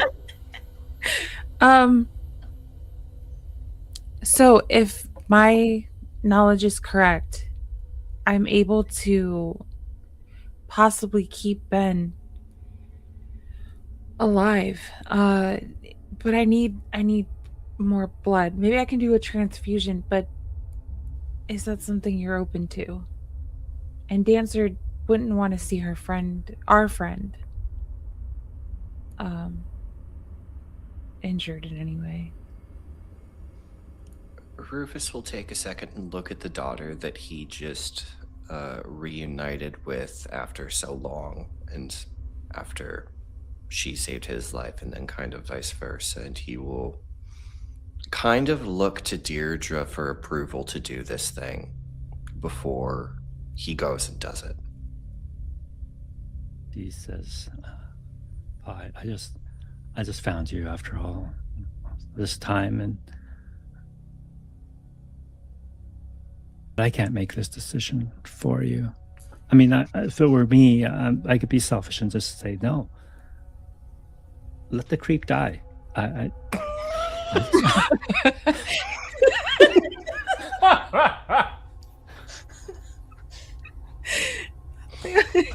just want my father, but I mean, it really is your choice. Nix, do you think that I will perish if I do this? Because if it's no, you're probably not, then I mean, well, shit, sure. But if it's we've got to choose which one of us is going to die, I mean, in all honesty, maybe we just wait it out. Maybe we go get the general and we have her do the transfusion. I mean, really, she's not good at map making. It's not like she's got anything else going for her. I vote the mean lady dies. I reflect for a minute and I realize that he is 70. So getting enough blood to give a transfusion to Ben is probably not a good idea. But do we have enough time to make it to the general and back? Is it safe? No, this place is. I mean, you've seen the city. I have a question. Yeah, Dancer? What happens if we miss the deadline? I mean, it's not like this place goes poof because we didn't let Bonky have fire. That means the Chonk lives forever. If we miss it by a day? I mean, what are the chances that we can have this opportunity again without getting hurt? We cleared the mantis. This is a pretty good nest. I'll do it. Deirdre, really? I mean, if my old man was going to do it, I mean, I can. Maybe you take a little bit from both of us. Maybe we don't need just one person. Maybe that's the problem we've been facing. We're putting too much on one person's back when we can all just give a little blood. Okay, that might work. We could do that. Yeah. Let me get everything ready. Okay. So you start assembling a transfusion device. I'm going to have you make a knowledge check to see how well this goes. Okay. Can I, well, actually, I don't think I have any hope left. Never mind. I've got some hope. I'm going to spend hope to give Nyx advantage if at all possible. All right. Help her with her construction. Pass her a wrench when she needs one. Sure, yeah. Okay. Oh, no. I quit. Okay, go ahead and roll a d6. Okay. All right, that's an 11. Okay. All right, so you put something together. It looks like it'll work. All right. I think I got everything together. What I could do. Let's give this a go. Who wants to go first? Well, I'll go ahead since I'm the older one, so that way if we get any losses to the party, they're out of the way pretty quickly. All right, Ben. Ready? So who's hooked up to this? Is it going to be Rufus and Deirdre? So right now, Ben's strapped to the chair. Mhm. And I'm going to start the transfusion first with Rufus. And then I'll go for Deirdre once I figure out if this works or not. So what this is going to be a countdown. So you need more successes before more failures. If you get more failures before successes, Okay. someone dies. And it's up to me? Oh my god. No, Okay. each of you are going to roll this. All of them. Okay, all of us. Okay. Except for Dancer. Dancer's not good. Anyone who's hooked up has to make a roll. Mhm, Okay. mhm. All right. So the count is 6. All right. So you need 6 successes before 6 failures. A critical success counts as 3. A success with hope is 2. Just a success with fear is 1. All right. So you got this. You just need a couple critical successes. It's fine. In the meantime, while this is happening, Dancer, what are you up to? I am paying very close attention to what's going on because now they've hooked up 3 two-legger friends to this thing. And I think Dagger, Dancer. I mean, if they were tiny spider, Dagger, because wow, did that tiny spider do so much damage? Dancer's gonna hold an action until it looks like either it's hurting the friends or helping the friends. Okay. All right. So Benjamin, I'm going to start with you. This is going to be a strength reaction roll. Okay. Come on, Ben. Your DC is 14. Ooh. Actually, no, because that was only 11, it's 15. Your DC is 15. Okay. I have -2 to my strength. So. He's a skinny little science guy.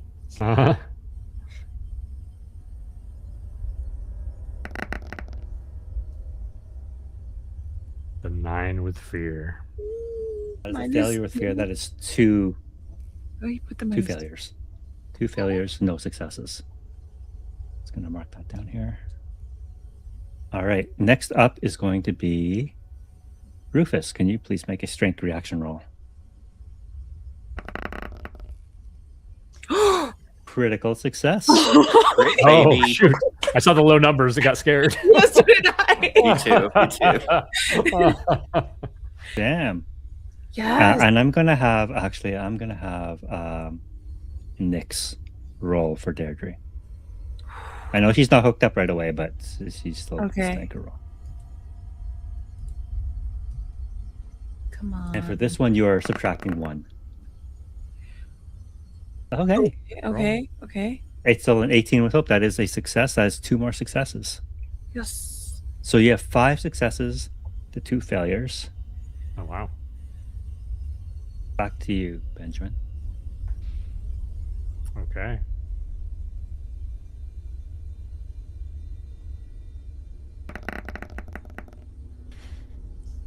It's a 7 with fear. 2 more failures. All right. So this could go either way. If you fail with fear, God. someone dies. If you just even have a single success, you all live. Who's it up to I'll now? let- Rufus? I will let you guys decide who wants to make this roll, Rufus or Deirdre. And Deirdre, you're gonna roll for Deirdre. Rufus is going to roll. He's not going to let his daughter. Oh Take the my risk. God. Okay. All right. Go ahead, make that roll. Come Just on. waiting on the die to. Here we go.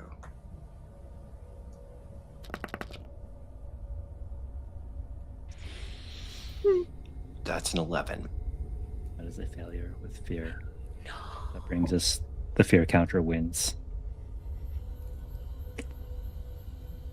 Rufus, since you made this roll, I will let you choose which of the 3 of you perish. Rufus. Ooh. Oh, man.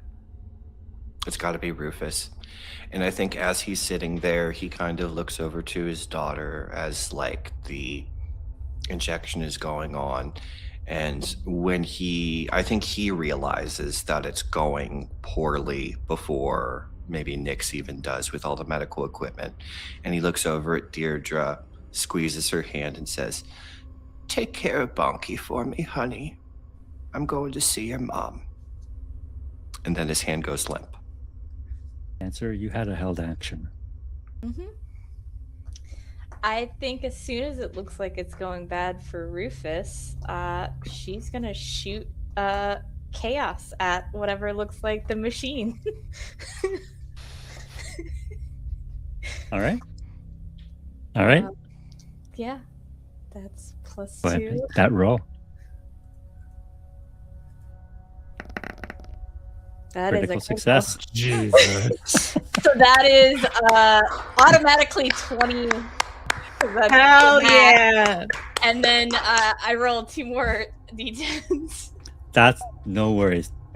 Describe to me how you blow up this transfusion device to save your friend. I think seeing like Rufus start going limp and like this whole like I'm going to go see your mom now, you just see her like rear up for the first time like off the ground and almost kind of like back so she's on 2 sets of legs like she's standing and just like unleashes a scream and tosses something that from the glowing rings at the machine and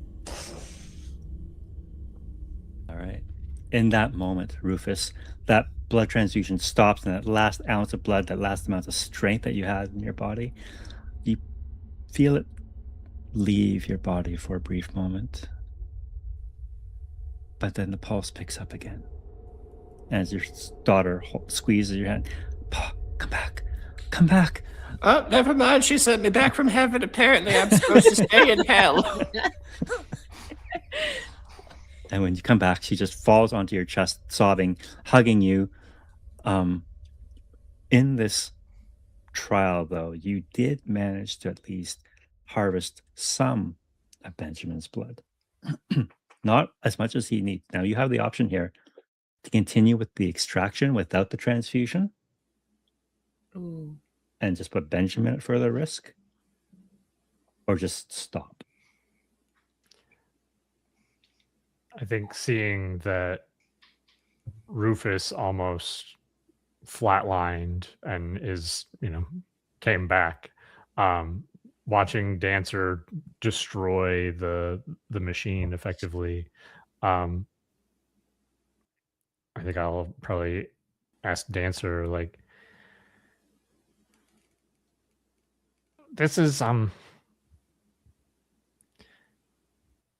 thank you for protecting us. I think we can finish the cure, and it's gonna change things back to the way they were before you were big, mostly. That's what the cure means. Is that what you want? I'm gonna be real. If I go back to small, I'm probably dead. Because I'm 10 months old. The sands of time never stop marching. I'm actually, if I was tiny, apparently, like, I'm an elder, but... Nix, is there... If we spread the cure, is there any way we can not make sure that Dancer isn't affected by it? Of course. I mean, Dancer saved Rufus's life. If anything, Dancer's one of us, and no one has to know. It's just us here. Here's the thing, Ben. We can continue with this, or whatever I have left here, we can take it back to the General. And we can leave it up to her to figure out what to do with it next. And we don't have to risk your life. What about, there's lots of people getting killed by the... Look over at Dancer. By the other creatures that have been affected. I know. Question. I know I explode like a balloon if I get like loose blood. But fun fact about spiders. But don't you two-leggers like replenish so like you could come back and finish without hurting friends? Just kind of look up at the state of the facility, like, I mean, we might be able to, but this place looks like it's going to fall apart at any time. It was dangerous just getting here. Yeah, Deidre shot her gun and put a hole through the ceiling, so I don't know how that's going to work out if we prolong this anymore.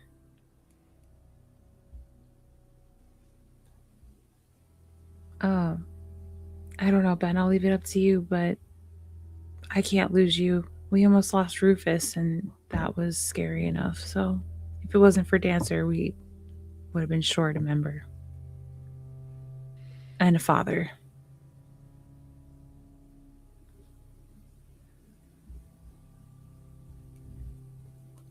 Well.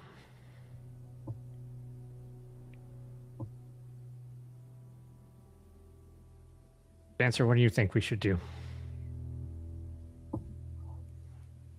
If spiders could shrug, all 8 shoulders shrug, they go, I mean, this is all I've ever known. And, Jet and Bonky and I mean, we like being here. And I would also like to again point out the hypocrisy of two-legged sentient talking animals being upset about there being other sentient talking animals. Your vocabulary's gotten really expansive. You just I think you're just mad that you don't see yourselves as the dominant animals anymore. She's got a point. Well, they got a point. I'm just kind of like looking at the machine and the chair. Nix, let's take what we got and let's take it back to the general. I already started unstrapping his wrists at that point, and I say, good idea. Jumps You back know on your that- chest. You know that the amount that you've managed to collect isn't enough Right. for a full-on cure, but it will be enough perhaps to cure a handful of people. Mhm. So with that in hand, and all of you walking out of this facility together, alive, well, except maybe for Bonky. He's I mean, I've had really he's hard just night. unconscious. He'll come back later. I think seeing Bonky unconscious, Dancer starts wrapping him up in web. Oh my god. And we'll try and drag him back. And you make your way back. Deirdre on the way says, if you want, you don't have to go back. You can stay with me. I mean, this general person you keep talking about, she sounds like a real piece of work, if you ask me. I mean, She's mean. You know, Exactly. I just realized maybe the reason that map was so bad is because she only has one eye.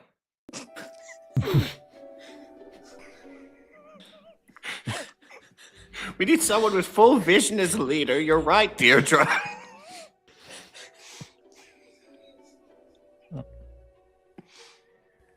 Yeah, you guys Yeah. only have 2 of those. I don't get it.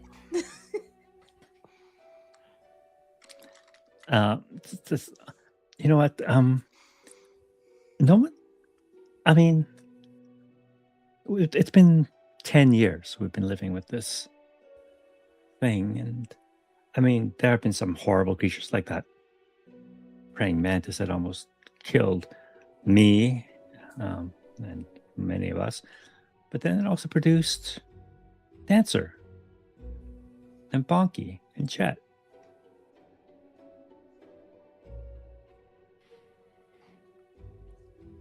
I guess you got to take the good with the bad, or bad with the good, or however that works. Dancer jumps onto Deidre's back and goes, y'all need to stop thinking like you're the top predator, and you need to start thinking like other animals.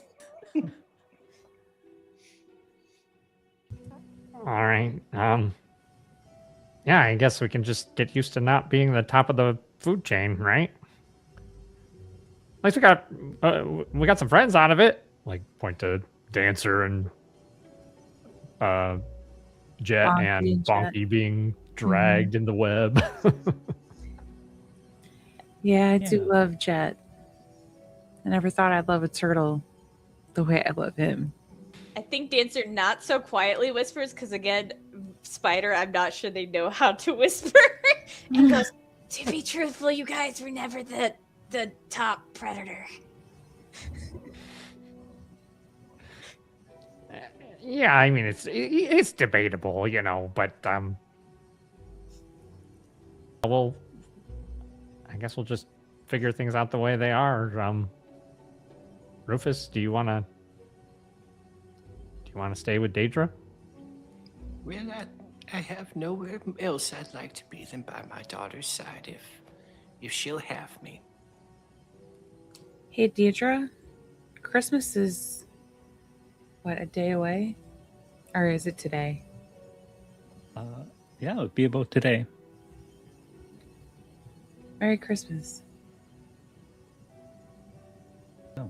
Merry Christmas. What's Christmas? Well, I still have- once a Come on, long Dancer, time we'll ago. show you.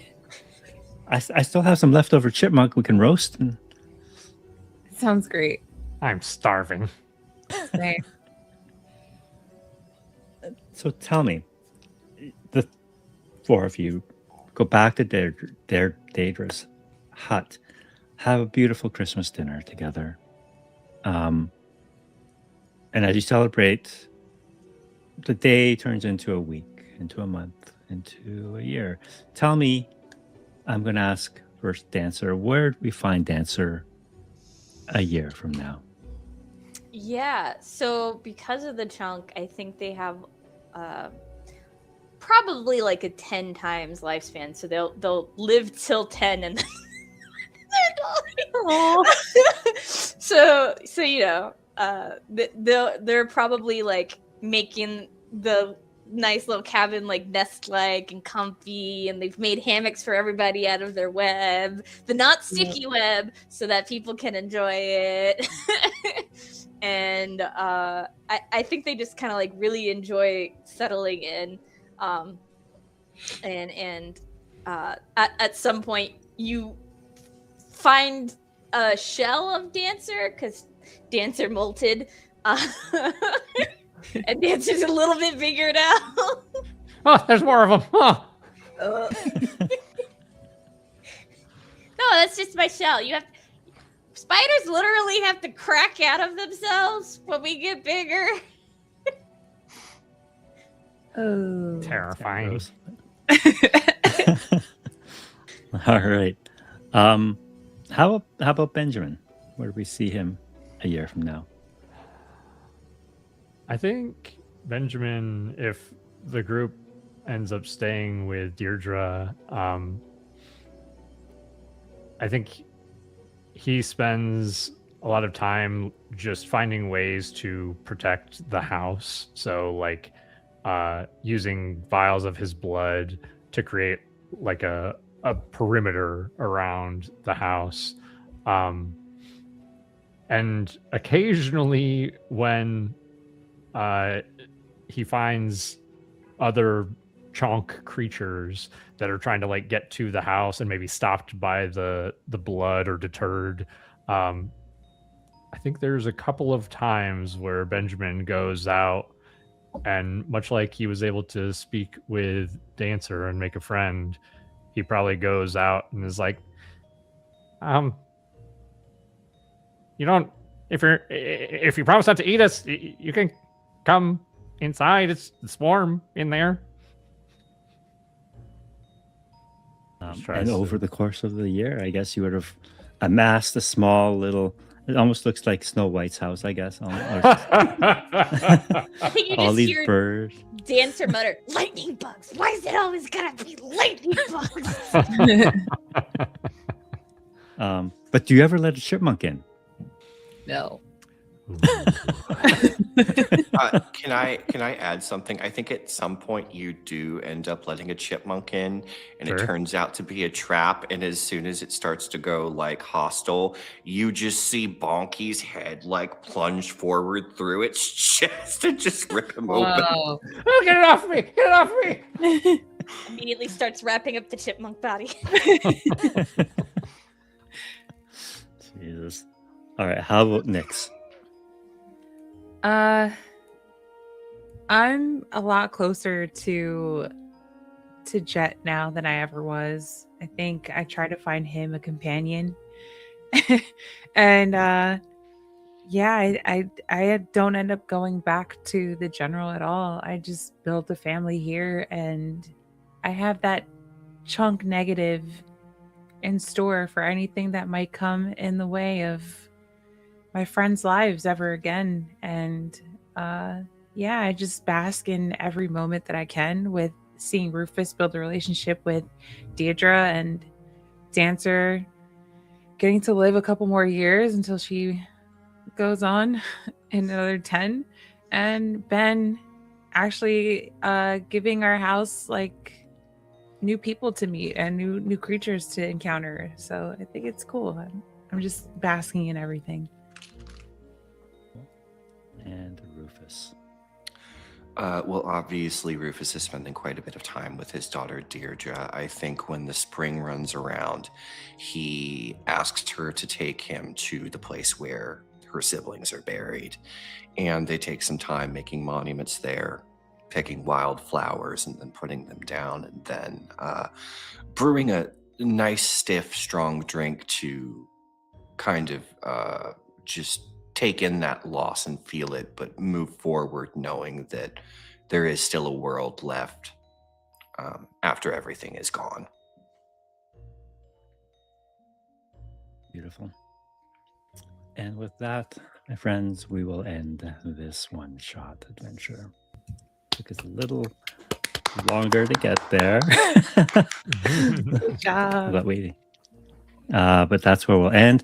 Thank you so much, guys. I don't know if we have anyone still up this late, but I'm just wanting to ask you guys to do a quick round once more of who you are, where people might be able to find you on your socials, and if you have any projects coming up. Brandon.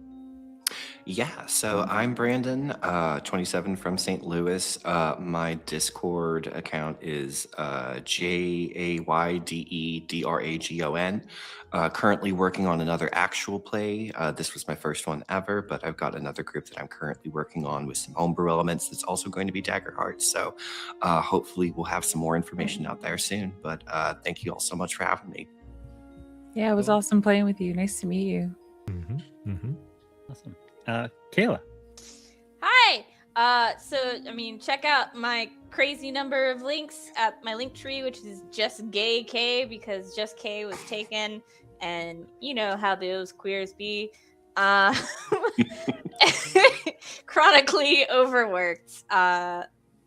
Check out Horror of the Blighted Plain, which is a 300+ page setting book that we released in Cypher System. We have Foxfire coming out probably towards the end of next year for the Daggerheart system, which is another setting book. I have Villains by the Hour coming out next year, and just check the social media because, again, chronically overworked queer. There'll probably be a bunch of stuff coming out. Cool. Awesome. Thanks. Todd. Yeah, I'm Todd. You can find me everywhere on the internet under DM Todd Bloom. That's BLOOM. DMToddBloom.com. I'm also on StartPlaying.games, overworking myself running a bunch of games there. And I'm on Reddit, Discord, and yeah, that's pretty much it. This has been a blast. Cool. Thanks. And Lucy. I'm Lucy, but my name is actually Gabrielle, or Gabby for short. You can find me on social media at GABBZZXXO_. You can catch me in a few other games I have coming up on Looking for Mom. I'm playing in Mahia's new campaign called The War of the Ravens, which should be starting next year. And I also play in a campaign with Andrew called The Wild Seas, which is out on YouTube now. So yeah, it was a pleasure to meet everybody, and I had a great time. Thanks, Andrew, for everything. It was awesome. Thanks. This was fantastic. Thank you, Andrew. Thank you, guys. And I'm Andrew, Game Master here at Looking for Mom. Been my pleasure. Daggerheart's one of my favorite systems to run. This is so flexible. Love it. You'll soon see another Daggerheart mini campaign coming out, hopefully over the holiday season, depending on how I get around to editing. And I have another project spinning up in the new year, which you'll hear more about in a little bit. Oh, and stay tuned for our Outgunned end game in January 10th, where we will bring all 12 heroes together into a single chaotic episode, where they get to fight a kaiju.